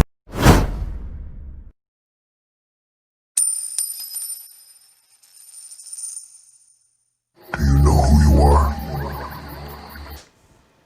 Hello and welcome back, ladies and gentlemen. Welcome back to the Ordinary People Show, and I'm your host, Jacqueline Dixon. So excited to be back in studio with you today. Big virtual hugs to all of my listeners, my viewers, local and worldwide. Ladies and gentlemen, on the line with me right now is the president and CEO of Lotus Funeral Home. He goes by the name of Kamal. I consider him not just a great member of the community, but also a friend. He's a friend to GBKM, and he is a previous sponsor of GBKM, and he's here to help us understand the new processes and that are in place when conducting funerals here in North America. Kamal, welcome to the Ordinary People Show. How are you today? I'm well, thank you. How are you, Jacqueline? I'm doing well. I'm managing. I'm managing. By the grace of God, I'm here. So, Kamal, we're going to jump right into this because we've got a lot of people that are grieving silently, and some people don't have the encouragement or the will to even discuss these matters of importance. Kamal, on May 31st of this year, I lost the biggest icon in my life. The biggest, most inspirational, most powerful, most influential person in my entire life. And that was my dad. How I lost this gentleman, I could not have thought up or dreamt up that scenario if you had paid me $1 billion. My dad vacations every year. He's did well for himself in his lifetime since coming to Canada in the late 1960s, when him and my mother arrived. My dad has done well, and he vacations every year like a lot of senior citizens. He had a vacation home in another country. He left to go on his annual retreat every year, which he leaves in around November, and then he comes back around April, of course, when the tulips are starting to come up and things are all well. But unfortunately, things didn't play out that way this year because of this pandemic. And when my dad was supposed to arrive back in Canada in April, he wasn't allowed. Because, of course, as you know, we were experiencing a global pandemic and all borders were shut tight, and Canada was one of them. So unfortunately, this elderly gentleman over the age of 80 was trapped in another country. Although it'd be warm and all the rest, the point of the matter is he was locked out of Canada, and he was locked out of the health facilities that Canada has to offer, and we know what Canada has to offer. During that period of time, he took ill, and although I spoke to him on the phone sometimes 2-3 times a day, he ended up going into hospital. And that was my biggest fear, that he should end up in the hospital.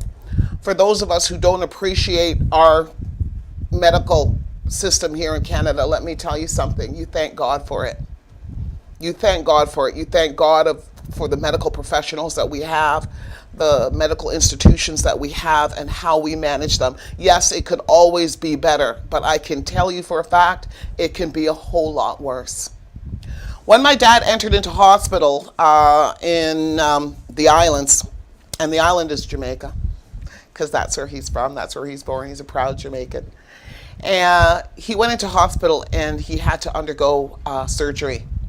And of course, that's always your biggest fear, because as a Canadian, you don't want to be trapped in any third world country, regardless if it's your place of birth or not, and have to go through surgery because of your fear of what can or cannot happen on a medical level. And of course, what happened was the worst. Although he did make it through surgery, he didn't make it past the 24-hour recovery period following that surgery, and I lost him. Losing your parent is something that we should all expect will happen at some point in our life, but losing your parent in this type of a situation where you are powerless does mean can bring a lot of trauma. The funeral services, which had to be held, of course, had to be held a month later, because I had to wait until the borders opened up before I could even be with my dad. And having the restrictions that were imposed upon us meant that grieving and honoring him in this funeral procession, which took place in another country, was just out of the norm. So, one of the main reasons why I have you online today is because I'm sure that in North America, although I went through my experience in another country, I want you to speak to what the situation is here on the ground with funerals and the funeral services that are taking place in North America. What type of restrictions are imposed? How are families dealing with this new process of mourning their family members? With way that you're doing things now. I'm totally all ears, and I'm sure our listeners are as well. But even before you do that, maybe you can just tell us a little bit about your business model and your role that you play in the community. Please go ahead. Okay, Jacqueline, first of all, I want to just express my deepest condolences to the terrible loss in your family, to you and your family. And I know he's an important person in your life, and it's always difficult. And I guess only taking that day by day is the only thing you can do at the moment. But to answer some of the questions that you have, what I've always done is to connect with community. Is I take a very grassroots approach. In other words, I connect with community by just going out to community to attend services, to attend different events and functions, and be a support in different ways, even like financially supporting people. I guess I've grown the business in a lot of ways is because I've been known for someone who helps families even if they can't afford it. Right.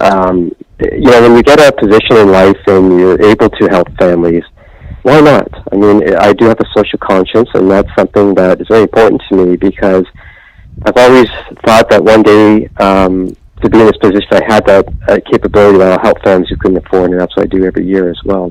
So I get a number of those that come to my different facilities, and we help those families. But growing it is really about just the services that we provide and what we do great work in the community. In different ways we support the community, and they support us and give back to us. So I give to them, they give back, and it's just been something that's the way that I've dealt with the business model that I have. And we want to thank you very much for that, by the way, because many of you might have heard of Lotus Funeral Home, but this is the gentleman that is behind it. And there are so many wonderful stories that you have, in your books to talk about how you've come to the aid of the community on so many occasions in financial ways. And even there was a very touching story that touched my heart about the fact that you stepped into the grieving process of a family who had lost a young girl through kidnapping. It was a high profile story that was in the newspaper, and you actually stepped in and you conducted the funeral at your own cost because of the issues that family was experiencing financially. And I just want to applaud you for that. I think you're a stand-up gentleman. Very kind of you to say. Thank you. Now, listen, talk to us about the current guidelines for funeral services. What are the current guidelines for those that have experienced loss or could potentially experience loss during this pandemic? We can answer it in different ways. Number one, for funeral-related answers, it really depends on the province you're in. So I'm going to talk about Ontario in particular right now. Right now, you can come to attend funeral services. Right now, it's limited to 30% of your capacity. So that's going to vary from funeral home to funeral home. So, for instance, our example that our facilities they're quite large. Even during normal times, we can accommodate a large group of gatherings. But 30% also considers social distancing. So, in other words, you have to have like seating 6 feet apart, 2 meters apart. You have to have hand sanitizers, at all the entrances. And people have to be wearing masks upon entry. If they don't have it, we provide it for them, or the funeral home will have to provide it. When they come in, they have to log their names in for traceability. So they have to enter their names, their contact phone numbers, and so forth. And that's retained in the event that they have to be contacted. But what's interesting now is the borders have opened up for now even people who are out of country to now attend a funeral service, and I guess getting special attendance to bypass these self-isolation requirements now. So we even have currently going on this week, and even some more that just happened today, where there are family members in particular in New York. We've had some from South America and so forth, and the Caribbean as well. And what happens is there's an application you do online to the government. Also, supporting documents have to be given by the funeral home that has the person who's coming from that country listed in that letter that they're coming for the purpose of attending a funeral for their loved one, and it could be an aunt, uncle, child, or whatever the case may be. And the person should get COVID tested in that country with documentation showing that they are negative. So that is something that's just recently opened up, and that's where people who want to come in from out of country, and there's many cases like that, can now come and get the exemptions, not to isolate. They can come attend it and then leave and go back to their country. So that's something that's different. That's happening right now. Wow, that's interesting, and that's news certainly I didn't know. But I'll tell you another thing that I didn't know. Do you believe you could host an entertaining, engaging, and thoughtful weekly show? Or are you a business person or entrepreneur interested in building a brand for yourself? Can you connect with an audience and have strong social media skills? If so, the GBKM Network would love to invite you to join our team. We're looking for driven, genuine folks who are willing to work hard as an independent broadcaster. If this sounds like you, come join our team. For more information, email your resume to career@gbkm.fm. That is career, CAREER, @gbkm.fm. It's time to turn your passion into a career. Do you believe you could host an entertaining, engaging, and thoughtful weekly show? Or are you a business person or entrepreneur interested in building a brand for yourself? Can you connect with an audience and have strong social media skills? If so, the GBKM Network would love to invite you to join our team. We're looking for driven, genuine folks who are willing to work hard as an independent broadcaster. If this sounds like you, come join our team. For more information, email your resume to career@gbkm.fm. That is career, CAREER,